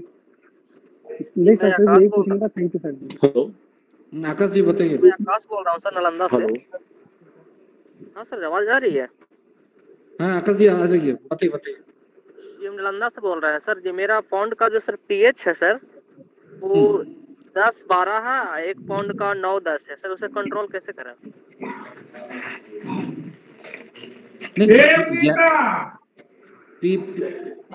हेलो, हाँ सर बोलिए ना। नहीं पीएच 11-12 कितना बोले पीएच? पीएच सर 10 से 12 के बीच में है 1 पाउंड का, और 1 पाउंड का 9 से 10 है। पेपर से चेक किए सर। नहीं मीटर से चेक कीजिए। 12 तो पीएच बहुत ज्यादा है, इतना शायद ही होगा, फिर भी बहुत ज्यादा है, बहुत ज्यादा है। तो अब बेस्ट है किसी बोर का कितना है? बोर का सर सही है 7 से 8 है सर। नहीं 10-12 तो बहुत ज्यादा है, फिर भी आप कोशिश कीजिए उसमें चूना वगैरह डालने के लिए, क्योंकि चूना जो है वो बफरिंग एजेंट का काम करता है। अच्छा। तो आप चूना भी डाल सकते हो। सर 40/100 का है सर। नहीं वो एकड़ के हिसाब से, जैसे 100 केजी पर एकड़ के हिसाब से आप उसमें देख लीजिए कितना डोज, कितना बड़ा तालाब है, उसी हिसाब से आप उसको डिवाइड करके गुना भाग करके आप देख लीजिए कितना डोज है। हेलो, और 12 हेलो, तो मैं तो पहली बार सुन रहा हूँ, बहुत ज्यादा। बोले हेलो, हाँ जी डॉक्टर नमस्कार। हाँ बोलिए। हेलो, नमस्कार बोलिए। सर ये कह रहे थे कि अभी हमें बोलिए। हेलो, मैं बोलिए। ये कह रहा था सर, अभी मैं नया तालाब ओपन कर रहा हूँ, तो उसमें मुझे पानी रोकने के लिए क्या क्या प्रक्रिया करनी पड़ेगी जिससे मेरी मतलब वाटर लेवल मेंटेन रहे? देखिए नया तालाब जैसे ही बनाएगा, नया तालाब बनाने के बाद नॉर्मली क्या है, जहाँ पर रेतीला पोर्शन ज्यादा है, सैंड का परसेंटेज अगर ज्यादा है, क्ले लोमी अगर सॉइल नहीं है, तो उसमें वाटर रुकेगा नहीं जी। तो वाटर रुकने के लिए सबसे बेस्ट तरीका है, आप काली मिट्टी लीजिए। काली मिट्टी जी काली मिट्टी और गोबर जी, ये दोनों को अच्छे से मिक्स कीजिए। मिक्स करके उसमें आप डालते जाइए। आपको इतना जल्दी रिजल्ट नहीं मिलेगा, थोड़ा टाइम लगेगा, ये टाइम बिंग प्रोसेस है। टाइम मतलब कितना लग सकता है सर? 2-4 महीने है? हाँ नहीं, साल भर भी लग सकते हैं, 2 साल भी लग सकते हैं, लेकिन रुकेगा, धीरे धीरे रुकता है, रुक जाएगा। जी। और या कुछ आजकल केमिकल्स भी, जैसे बेंटोनाइट करके कुछ केमिकल्स भी मिलता है, वो सारी चीज भी आप कर सकते हो, ऑनलाइन सर्च कर सकते हो, मिल जाएगा। नहीं एक्चुअली कैसे ना कि बहुत पहले 10-15 साल पहले वो तालाब खुदा हुआ था, ठीक है, तो फिर उसमें फिर दोबारा मिट्टी डाल के लोग बराबर कर दिए। तो लोग बता रहे थे कि उसमें मतलब कुछ परसेंटेज साल्ट है, वो बालू है, बहुत ज्यादा नहीं है, तो उसके लिए अगर हम नहीं रुक जाएगा। मेरा भी 2 तालाब इस टाइप का था, तो काली मिट्टी गोबर उसको कंटिन्यू आप डालते जाइए। फिर उसका जो नीचे का जो बॉटम लेयर है, वो जो क्ले वाला जो थोड़ा सा टाइम लगेगा, लेकिन वो धीरे धीरे रुक जाएगा। आपको 1-2 साल में आपको अच्छा रिजल्ट मिलेगा। अच्छा, दूसरा एक और सवाल है सर, जैसे हमारे पास एक दूसरा तालाब है 1 एकड़ में, तो उसमें हमने फ्रेगमेंटेशन किया था, उसके बाद उसकी जो वाटर की कलर जो है दूधिया कलर होता है सर उसमें, जिससे हम लोग कहें कि जो प्लैंकटन है, फाइटोप्लैंकटन कुछ मतलब हमको नहीं लगता कुछ में ज्यादा दिखता है सर, तो उसके लिए क्या करना चाहिए? उसमें हम अपना फ्लोटिंग फिश खिलाते हैं IMG को। नहीं रवि जी को मैं बताया है, प्लैंकटन के जो नेचुरल फीड है सबसे बड़ा। अगर आपको इनपुट कॉस्ट कम करना है तो तालाब में आपको नेचुरल फीड जो प्लैंकटन है, जो प्लैंकटन फाइटोप्लैंकटन, इसका प्रोडक्शन करनी पड़ेगी। तो इसके लिए क्लास की जरूरत है। तो ये 100% रहिए। जो तालाब में कुछ नहीं दिख रहा है, जैसे कांच में, आपका कांच का ग्लास में आप ये लीजिए, पानी लीजिए। जी पानी लेने के बाद देखिएगा, अगर आर पार दिख रहा है, एकदम क्लियर है जी, तो इसका मतलब उसमें प्राकृतिक भोजन जो है मछलियों का नहीं है। जी, तो उसको भी हम ऐसा बनाएंगे, उसको आपको जैसे ही प्लैंकटन आएगा आपका धुंधला दिखेगा, और इसमें छोटा छोटा जो कीटाणु वाला छोटा छोटा जो है प्लावक जो है वो दिखेगा आपको, क्लियर नेकेड आई में आप देख पाओगे। तो ये नेचुरल फीड प्रोडक्शन का भी अपन एक क्लास रखेंगे। उसमें क्या होगा, आपका नेचुरल फीड है, नेचुरल फीड ऑफ फिश आपका प्लैंकटन है। ये जब प्रोडक्शन आप कर लेंगे तो आपका लागत जो है बहुत कम हो जाएगा। अच्छा सर, तो एक और सवाल कर सकता हूँ सर? उसमें इनऑर्गेनिक ऑर्गेनिक मैन्योर्स लगता है, इनऑर्गेनिक लगता है, और प्लस आपका प्रोबायोटिक लगता है। जी, इस चीज से आपको बन जाएगा। ठीक है सर। एक और सवाल है, अभी हम अपने IMC को फ्लोटिंग फीड खिलाते हैं, तो हमको बेहतर कौन सा सिंकिंग होगा आईएमसी के लिए या फ्लोटिंग होगा, या सर अगर हम अपना खली उली डाल के बनाएं वो कौन सा बेहतर होगा सर? नहीं, आईएमसी वो कंपनी के ऊपर है। देखिए आईएमसी का जो है, आईएमसी आप सिंकिंग में भी साउथ में कुछ एरिया में, साउथ में भी बहुत बढ़िया ग्रोथ है। उन लोग जी जी सिंकिंग जी फीड खिला रहा है, तो जी फ्लोटिंग फीड में भी ग्रोथ है, सिंकिंग में भी है। आप उसके साथ क्या है, उसके साथ जो विटामिन मिनरल का एक मिक्सचर, एक आपका पाउडर आती है, जी एक अच्छा क्वालिटी का, वो सिर्फ 100 केजी फीड में 1 केजी लगता है। जी जी तो उसको आप मिक्स करके रेगुलर देते जाइए, तो फिर ग्रोथ बहुत बढ़िया रहेगा, चाहे आप सिंकिंग खिलाओ चाहे आपका फ्लोटिंग खिलाओ। अच्छा सर, ठीक है सर, दोनों ठीक दोनों है, खिला सकते हो, कोई प्रॉब्लम नहीं। ठीक है, okay, thank you. Okay, next. Hello. हाँ हेलो, सर, मैं गुजरात से बोल रहा हूँ, मिलिंद। बोलिए और बोलिए। मेरा क्वेश्चन ये है कि फ्रेश वाटर लॉबस्टर जो होते हैं उसको राइजिंग करने के लिए क्या फीड में क्या दूं, और उसको मेरा जो पॉन्ड है उसके अंदर एटमॉस्फेयर कैसा दूं? नहीं, फ्रेश वाटर क्या बोलो, फ्रेश वाटर क्या? फ्रेश वाटर जो लॉबस्टर आते हैं ना सर। फ्रेश वाटर में कौन सा लॉबस्टर? वो तो मराइन में है लॉबस्टर एक लॉबस्टर, ऑर्नामेंटल एक्टिन के जो आते हैं ना। हाँ वो तो मराइन स्पीसीज है। हेलो। हेलो, नहीं, मरीन का नहीं, फ्रेश वाटर का बोल रहा हूँ सर। हाँ, उसको फोटो भेजिएगा, मैं देख के बताता हूँ। हाँ, मैं आपके नंबर पे व्हाट्सएप कर देता हूँ सर। हाँ हाँ, कर दीजिए कर दीजिए। ठीक है, okay okay okay sir. Next. Hello. Hello. हाँ बोलिए। सर कुछ मिस कर गया था मैं पूछना, एक्चुअली उससे पहले कोई सवाल करने लगा था, मैं थोड़ा साइलेंट हो गया। बोले बोले। एक चीज पूछना था, जैसे ईस्ट पाउडर यूज करते हैं, मैं एक ट्रेनिंग लिया था, फिश विज्ञान से गया था लेने के लिए, तो उसने वहां बताया था सर ने कि ईस्ट पाउडर यूज किया जाता है पीएच को डाउन करने के लिए, बट क्वांटिटी क्या यूज किया जाता है, अगर 10,000 लीटर का टैंक है मेरा, उसको डिग्री डाउन करना हो पीएच को, तो कितना क्वांटिटी यूज करेंगे उसको? नहीं, ईस्ट में पीएच डाउन नहीं होती है, कौन बताया? गलत बताए। आफ्ताब नाम सर, आपका पीएच कौन है? आफ्ताब आलम नाम है, फिश विज्ञान आपने देखा होगा, एक है। अरे उसको छोड़ो यार, तुम किसी का नाम मत लो भाई, उनके पास तो फिशरीज डिग्री नहीं है, तो एक्सपर्ट कैसे बन जाएगा? ये सब छोड़ो, सब झोलमोल है, पूरा इंडिया में ऐसे ही है सब। फिशरीज एक्सपर्ट है, मैकेनिकल डिग्री है, फिशरीज एक्सपर्ट बन जाते हैं। हाँ, आपका टैंक में पीएच कितना है? 600 है सर 10,000 लीटर में। नहीं, पीएच कितना है? पीएच अभी सर 8.4 है। आपका बायोफ्लॉक के लिए 6.5, अगर 8.5 इस रेंज में अगर पीएच है तो घबराने का नहीं, कोई दिक्कत नहीं है। अगर फीड एक प्रॉब्लम है, जैसे अभी हमारे यहाँ लॉकडाउन लग गया फिर से 15 तक, ऐसा कोई प्रॉब्लम हो जो मुझे फीड आसपास में नहीं मिल सके, ठीक है, तो मैं घर से क्या फीड दे सकता हूँ बायोफ्लॉक खुद से बना के, किस तरह से? बायोफ्लॉक में तो नहीं दे सकते हो, इसलिए अगर ऐसा कोई इमरजेंसी हो तो आपको फिश को तालाब में ले जाना पड़ेगा, या अगर स्पीसीज कौन सा है वो जानना जरूरी है। उसको आप एजोला या स्पाइरुलिना जो आपके पास है वो खिला सकते हो, या तालाब में प्लैंकटन है तो प्लैंकटन छान के फिर उसको दे सकते हो। लेकिन हाई स्टॉकिंग डेंसिटी है तो बहुत मुश्किल है।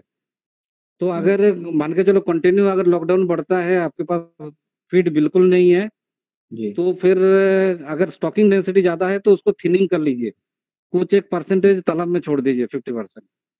रिस्क मत लीजिए। कितना है? 600 है सर 10,000 लीटर में, 4 टैंक है मेरे पास। 6 अभी लाइन मतलब कितना बड़ा हो गया सीड? तकरीबन 20 ग्राम का एक है। 20 ग्राम का कौन सा मछली है? पीआरसी है सर, और रूपचंद है। रूपचांदा जो है वो रूपचांदा जो है हाईली कार्निवोरस है। जी जी, रूपचांदा जो है वो हाईली कार्निवोरस है, इसीलिए बहुत प्रॉब्लम होगा। उसका फीड नहीं मिल पाएगा आपको। फीड इनको मिल जाएगा सर। कहाँ से बोल रहे हैं ये बिहार में? सिवान से बोल रहा हूँ सर, सिवान से। तो काफी दूरी हो जाएगा, नालंदा आइएगा तो आपको फीड मिल जाएगा। फीड तो सर देखिए, फीड मिलना मुश्किल नहीं है, फीड मिलता है। अभी जैसे मैं बोला कि बीच में पिछली बार भी लॉकडाउन लग गया था, अभी लगा, तो मैं तो इस लॉकडाउन से पहले स्टार्ट किया हूँ, तो अभी जैसे इसको कंटिन्यू कर रहे हैं, मैं भी कहीं लॉकडाउन कंटिन्यू हो गया तो मेरे पास तो अभी थोड़ा बहुत स्टॉक है, चल रहा है। कहीं खत्म हो गया और लॉकडाउन खत्म नहीं हो पाया तो मैं जा नहीं सकता फील्ड आने ना। कोई दिक्कत नहीं है, ये सुनिए, नहीं नहीं, आने जाने में कोई दिक्कत नहीं होगा। और आपको एक चीज बता दूं जी, सारे किसान भाई के लिए मैं बता दूं, आपका ये एसेंशियल ड्यूटी है। अभी आप लोग के साथ जो मैं गप मार रहा हूँ, जो कन्वर्सेशन हो रही है, चर्चा हो रही है, वेबिनार हो रहा है, ये खत्म होगा तुरंत मैं फार्म जाऊंगा, क्योंकि यहाँ भी 100% कंप्लीट लॉकडाउन है, 100% कंप्लीट लॉकडाउन है। लेकिन ये एसेंशियल ड्यूटी में आती है। आपका ये जितना एनिमल हस्बेंड्री है, डेयरी है, फिशरी है, इसके लिए आपको कोई नहीं रोक टोक नहीं है, आप आराम से जा सकते हो। तो गवादी जितना पशु वगैरह, पशु चारा हो गया, कैटल फीड जितना है, आपको कोई नहीं रोकेगा। ये आपका लॉकडाउन के अंतर्गत नहीं आते, ठीक है ना? आपको कोई प्रॉब्लम नहीं होगा। वेट इंक्रीज करने के लिए कोई एक्सटर्नल डाइट दिया जाता है क्या सर? आपको एक्सटर्नल डाइट नहीं देना है। जो फीड आप यूज करेंगे उसमें वीटा ग्रो करके एक मिनरल्स आती है, उसको यूज करना है आपको। Vita grow? वीटा ग्रो है, वो यूज कीजिए। वो फिर बहुत कम मात्रा में लगता है आपका, 100 kg में 1 kg लगता है। 100 kg में? Okay, thank you. 100 kg feed में 1 kg। Okay, thank you. Hello, complete हो गया मेरा। Okay, next question please. जी ब्रजेश जी बोलिए। गुड आफ्टरनून सर, मैं ब्रजेश कुमार पांडे। बोलिए पांडे जी, नमस्कार। सर मैं रिसर्च स्कॉलर हूँ इलाहाबाद विश्वविद्यालय से, और मेरा मतलब लास्ट ईयर चल रहा है। तो मेरा ये सवाल है सर, जैसे मेरा फिशरीज पर ही है, तो बेसिकली फिशरीज पर मेरा फीड मटेरियल है। तो हमने इसके पहले जो है एक टेस्टिंग किया था, जस्ट एमएससी पास आउट होने के बाद 2017 में सर। तो हमने वो एमएससी या एमएफएससी कौन सा किया आप? MSc, master of science in rural technology. मतलब तो आपका जूलॉजी में है? मतलब जूलॉजी में नहीं था सर, वो रूरल डेवलपमेंट एवं टेक्नोलॉजी, यानी ग्रामीण अभियांत्रिकी एवं ग्रामीण विकास, उसमें फिशरीज आता है सर। ओके, क्वेश्चन पूछिए प्लीज। तो ये है सर कि जैसे 2017 में हमने काम किया था फीड मटेरियल पर। जस्ट एक किसान है, उन्होंने सुसाइड कमिट किया था। हमने उनके तालाब को हायर, वो एक्चुअली जो लीज वगैरह लिया जाता था, मेरा अपना कोई बैकग्राउंड था नहीं, तो हमने उस फीड मटेरियल का जब फीड मटेरियल उनके तालाब के लिए बनाया ऐसे टेस्टिंग में, तो उसका बड़ा अच्छा रिस्पांस मिला सर। कि जो टाइम ड्यूरेशन है लगभग 220 दिन 210 दिन मछलियों का एक नॉर्मली टाइम लगता है जो है कंप्लीट होने में। हमने उस फीड मटेरियल को सर टेस्टिंग किया, तो लगभग 140 डेज में वो लगभग तैयार हो गई। लॉस से जो है बेनिफिट में मुझे उस फीड मटेरियल का फिर से टेस्टिंग करना है सर। ब्रजेश जी समय की बहुत कमी है हमारे पास, तो आप जो प्रश्न थोड़ा सा कम शब्दों में रखें। हाँ, वही जल्दी करें, आपका क्वेश्चन जल्दी करें। हाँ, तो क्वेश्चन ये है सर कि मुझे उस फीड मटेरियल को फिर से टेस्टिंग करना है। तो मैं ये जानना चाहता हूँ कि कोई ऐसा इंस्टीट्यूट बताइए सर जहाँ से मैं उसका जो है पूरा बायोकेमिकल। आपका नियर बाई जो है वेटनरी यूनिवर्सिटी देखिए कहाँ पर है आपका नियर बाई है। वेटनरी पहले सुन लीजिए मैं बता रहा हूँ। वेटनरी यूनिवर्सिटी में जाइए, वेटनरी यूनिवर्सिटी में न्यूट्रिशन डिपार्टमेंट में जाइए। न्यूट्रिशन डिपार्टमेंट में फीड टेस्टिंग का लेबोरेटरी है, उनसे संपर्क कीजिए, आपको हो जाएगा, आपका काम हो जाएगा सर। इसका okay, thank you sir. Okay, thank you, welcome. Next जी दीपेश जी बोलिए। सर उनका नेक्स्ट लीडर है जयकांत सर। जी बिल्कुल जयकांत जी, बस आपका प्रश्न ले रहा हूँ मैं। दीपेश जी बोलिए। फीड का जो सर इनका काम हो जाएगा, वो कौन सा डिस्ट्रिक्ट पर रहा सर इनका? दीपेश जी समय बहुत कम है, प्रश्न मुझे लेने दीजिए आप। जयकांत जी बोलिए।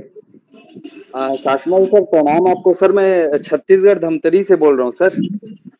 नमस्कार, बोलिए। सर बहुत बहुत धन्यवाद सर, आपने बायोफ्लॉग में मछली से जुड़ी बहुत सारी उसके लिए बहुत बहुत धन्यवाद सर। मैं इसमें प्रश्न ये करना चाहता हूँ कि सर बायोफ्लॉग में इंफ्रास्ट्रक्चर का आता है सर। अब सर मैं एक मध्यम वर्गीय किसान हूँ जो कि पॉन्ड कल्चर तो कर सकता हूँ, लेकिन अब मुझे इच्छा है कि बायोफ्लॉग करने की।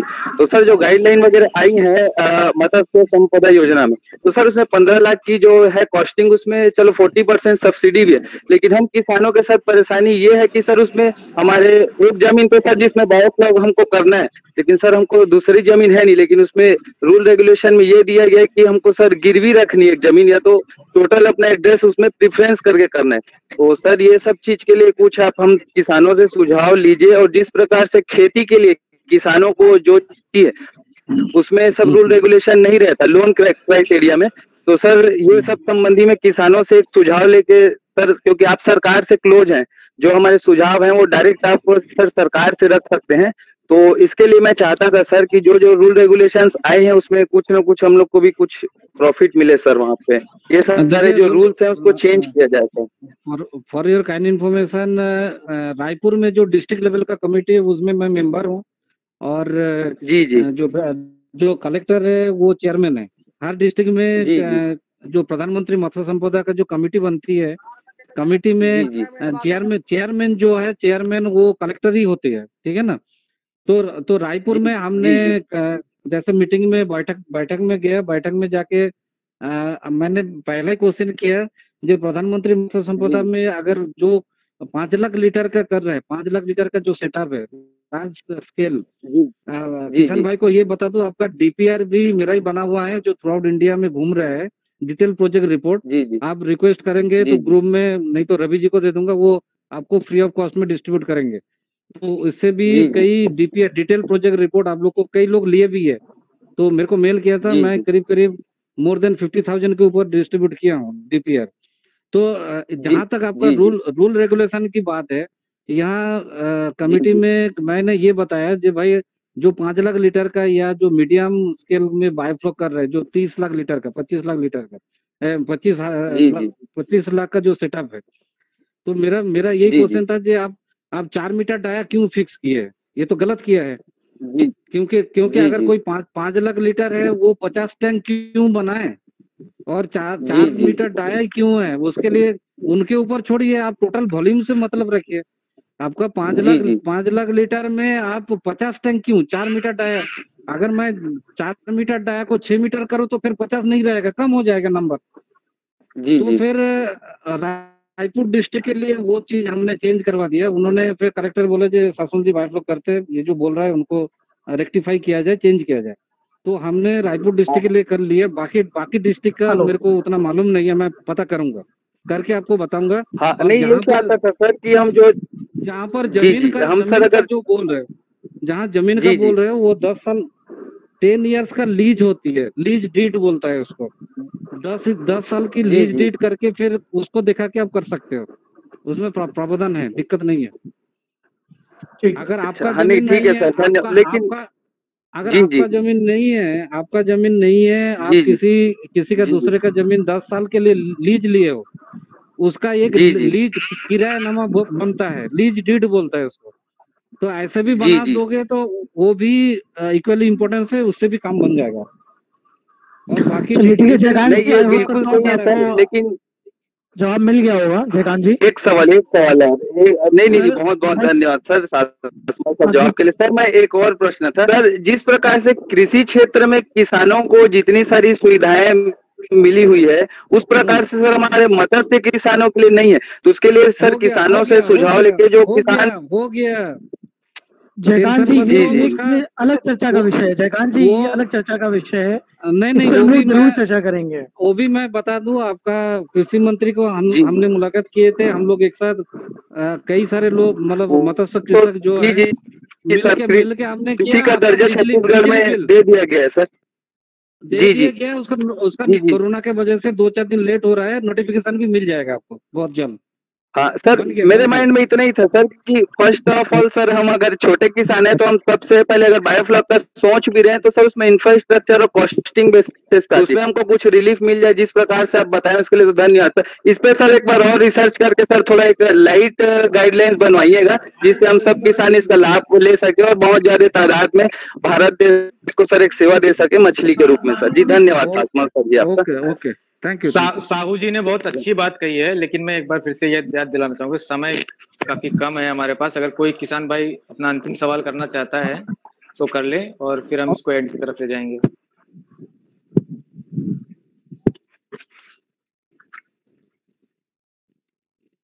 हेलो, तो अभी चैनल का नाम भेज दे सर एग्रीगेटर ग्रुप में। सर मेरा भी कुछ क्वेश्चन। जी बिल्कुल बिल्कुल आकाशदीप जी, मैं भेज दूंगा। दीपेश जी का आखिरी प्रश्न है, बहुत देर से जी बिल्कुल बिल्कुल बिल्कुल मैं भेज दूंगा, आप परेशान ना हुए, ठीक है, मैं बोलता हूँ सर। और सर मेरा एक सवाल था। हेलो, आवाज आ रहा है सर? हेलो सर आवाज आ रहा है? हाँ बताइए। हेलो सर, एक 10,000 लीटर की टैंक में कम से कम मछली कितना डाली? कौन है? साकिब जी बोल रहे हैं क्या? हाँ साकिब, मैं बात कर रहा हूँ, महाराष्ट्र से बात कर रहा हूँ सर। साकिब जी, 10,000 लीटर में जैसे आपका मछली का जो स्टॉकिंग है ना, स्टॉकिंग करना है, वो एक्चुअली बैक कैलकुलेशन के जरिए से होते हैं। मतलब हमको कितना प्रोडक्शन लेनी है उसी हिसाब से फिर उसको हमने कैलकुलेशन करते हैं, उसको स्टॉकिंग प्रोसेस बोलते हैं। तो फिर भी आप ये मोटा मोटा हिसाब से चलिए, आप स्पीसीज के ऊपर है और दूसरा है साइज के ऊपर है, कौन सा साइज का, कौन सा लाइन। हाँ बोलिए। वेट मतलब कम से कम दिनों में वेट ज्यादा लेना है तो कम से कम सीड डालना। नहीं वो नहीं बोल रहा हूँ, आपका बच्चे का उसको लाइन बोलता है। मतलब 1 किलो अगर बच्चा हम लेते हैं, उसको काउंट करना पड़ता है। 1 किलो बच्चा में जितना बच्चा चढ़ता है उसको बोलता है लाइन। मतलब जैसे ही आप मछली बीज खरीदने जाओगे तो पहले आपको ये चीज पूछेगा कितना लाइन का बच्चा चाहिए। आपको शुरू में वही क्वेश्चन पूछेगा कितना लाइन का आपको बच्चा चाहिए, तो उसको बोलता है लाइन। तो आपको ये सुनिश्चित करना चाहिए जो बायोफ्लॉक में कौन सा लाइन का बच्चा आप डालना चाह रहे हैं। अगर 100 लाइन का बच्चा डाले, 100 लाइन मतलब एक बच्चे का वेट है 10 ग्राम। अगर 10 ग्राम वेट का अगर बच्चा आपको मिल जाए तो आपको 800 से 1000, उससे ज्यादा 10,000 लीटर में डालने की जरूरत नहीं। 1,000 बहुत हो रहा है। दीपेश जी, प्रश्न का जवाब मिल गया आपको? मोर देन सफिशिएंट है सर। हेलो, मेरी आवाज आ रही है सर? हेलो, हाँ दीपेश जी आवाज आ रही है। सर मेरा कहने का मतलब जो हमारा बायो करते हैं कि ऊपर अपना ग्रीन शेड लगा है, उसके ऊपर जो पानी टपकता होगा तो उसमें से पेज कम होता होगा, तो ये करने के लिए क्या करना पड़ेगा? दीपेश जी, ग्रीन सेट नेट जो अभी लगाया आपने, पुराना कई सेटअप का देखे होंगे, ग्रीन सेट नेट का कोई वैल्यू नहीं है। आपको फिर भी बता रहा हूँ, अभी भी टाइम है, आप उसको परमानेंट सेट बनाइए। ग्रीन सेट नेट भी बनाएंगे, वहां से भी पानी लीकेज होकर आपका टैंक में आएंगे और पीएच आपका डाउन होगा। पीएच डाउन होगा तो आपको कैल्शियम कार्बोनेट ऐड करना पड़ेगा, CaCO3 आपको ऐड करना पड़ेगा। लेकिन कंटिन्यू अगर बारिश होती रहेगी तो कब तक ऐसा करते रहेंगे। और दूसरा चीज है आपका आउटलेट में देखिएगा, एक्सेस जैसे ही पानी होगा और एक्सेस पानी आपका मान के चलिए रात भर कंटिन्यू पानी गिर रहा है, तो बारिश हो रही है, तो अगर कंटिन्यू बारिश हो रही है तो उसमें आपका एक्सेस पानी क्या है, आउटलेट से निकलेगा। जैसे ही आउटलेट से निकलेगा आपका फ्लॉक भी निकलेगा उसके साथ, तो आपका पूरा पैरामीटर डिस्टर्ब होगा। नॉट ओनली पीएच तो ठीक है, पीएच डाउन होगा ही, लेकिन उसके साथ साथ आपको कई सारे पैरामीटर, आपको अगर मान के चले कंटिन्यू पानी बारिश हुई है तो अगले दिन आपको FCO ऐड करना पड़ेगा, FCO रिचार्ज करना पड़ेगा। तो लफड़ा है, उसलिए बेस्ट है आप परमानेंट सेट करवा लीजिए। अभी भी टाइम है, बरसात के लिए अभी भी टाइम है अपने पास, पूरा मई महीना है। तो अभी आप उल्टा एक आंधी तूफान आएगा, आपका पूरा सेटनेट को उड़ा के ले जाएगा, ये स्थिति बन जाएगा। ठीक है शासमल सर, बहुत बहुत शुक्रिया आपका। हमारे पास समय की बहुत ही पाबंदी है और बहुत कुछ सीखने को मिला हमें भी और हमारे किसान भाइयों को भी। और मैं ये बताना चाहूंगा कि आज बहुत सारे प्रश्न पूछे गए और इसमें से जी दीपेश जी। जी सर, बहुत इंतजार कर रहे हैं सर। जी दीपेश जी बोलिए। दीपेश जी का प्रश्न आखिरी प्रश्न है, इसके बाद हम कोई भी प्रश्न को नहीं ले पाएंगे क्योंकि समय सीमा हमारे पास है। सर लास्ट ही सर 5 मिनट के मेरे लिए टाइम दीजिए सर। जी बिल्कुल, बोलिए दीपेश जी। क्योंकि सर क्वेश्चन मुझे बहुत अच्छी लगी सर, और सर आंसर भी दे रहे, बहुत मुझे अच्छा लगा सर। ऐसे मेरा शुभ नाम दीपेश कुमार हुआ sir, and fish and fisheries में कर रखा हूँ, और साइड से मेरा अपना मेडिसिन भी चल रही है और दाना की भी काम चल रही है सर। अपने बिहार से मैं बिलोंग कर रहा हूँ, मुजफ्फरपुर डिस्ट्रिक्ट से, और ऑल ओवर बिहार में कहीं भी कोई तरह का दिक्कत हो सर तो मेडिसिन फीड के बारे में हम हमसे किसी भी किसान भाई को मैंने राय हमसे ले सकते हैं सर। ठीक है दीपेश जी, ठीक है। मैं भी सारे किसान भाइयों को बताऊंगा आपके बारे में। सासमल सर का बहुत बहुत शुक्रिया करना चाहता हूँ मैं कि वो आए और उन्होंने हमें इतनी अच्छी नॉलेज दी। एक मिनट विराज सर, मैं एग्रीगेटर ग्रुप को बहुत बहुत बधाई देना चाहता हूँ और सासमल सर को बहुत बहुत धन्यवाद देना चाहता हूँ कि इतना कीमती समय उन्होंने कोरोना काल में निकाला और हम सबको इतना अच्छा सुझाव दिया। बहुत बहुत धन्यवाद भैया। Thank you sir. मेरा और क्वेश्चन जो भी किसान भाई अगर हमारे व्हाट्सएप ग्रुप से नहीं जुड़े हुए हैं तो मैंने लिंक जो है चैट सेक्शन में दे दिया है, आप सभी लोग उसमें जुड़ सकते हैं। और सासमल सर ने भी अपना नंबर वहां पर दे दिया है और यूट्यूब चैनल की जिन लोगों को जरूरत है सासमल सर से मैं वो शेयर कर दूंगा आप सभी लोगों के साथ, आप लोग उसके लिए परेशान ना हो। बाकी कोई भी समस्या आती है तो आप सभी लोग जो एग्रीकल्चर संघ से जुड़े हैं उन्हें पता है कि 24/7 हेल्पलाइन नंबर आप सभी लोगों के लिए अवेलेबल है।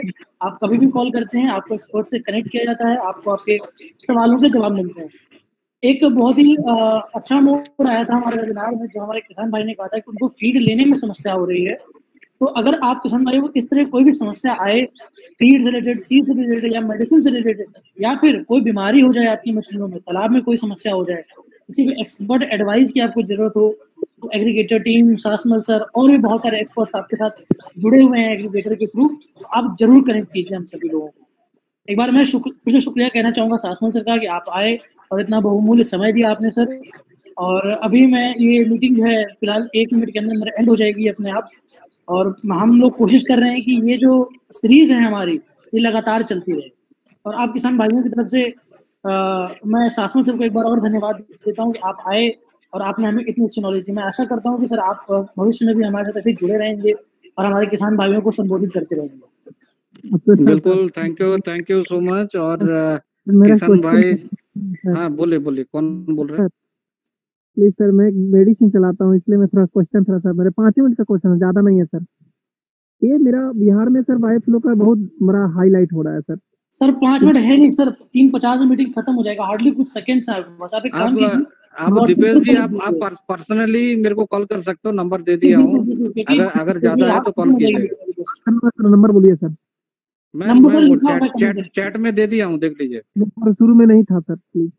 940 660 660 सर। नहीं 940 60 27 360। Thank you sir. हाँ, इसमें व्हाट्सएप कीजिएगा, हो जाएगा। Thank you sir. Lost sir, आपसे निवेदन है कि आप लोग जो है ग्रुप पे फीडबैक जरूर लिखें इस वेबिनार का, ताकि हमारा मोटिवेशन बना रहे इस काम के लिए। और सर एक सवाल मेरा है लास्ट में चलते चलते। सर नहीं हो पाएगा सर, मेरे ख्याल से हार्डली 12-13 सेकंड बचा हुआ है, काउंटिंग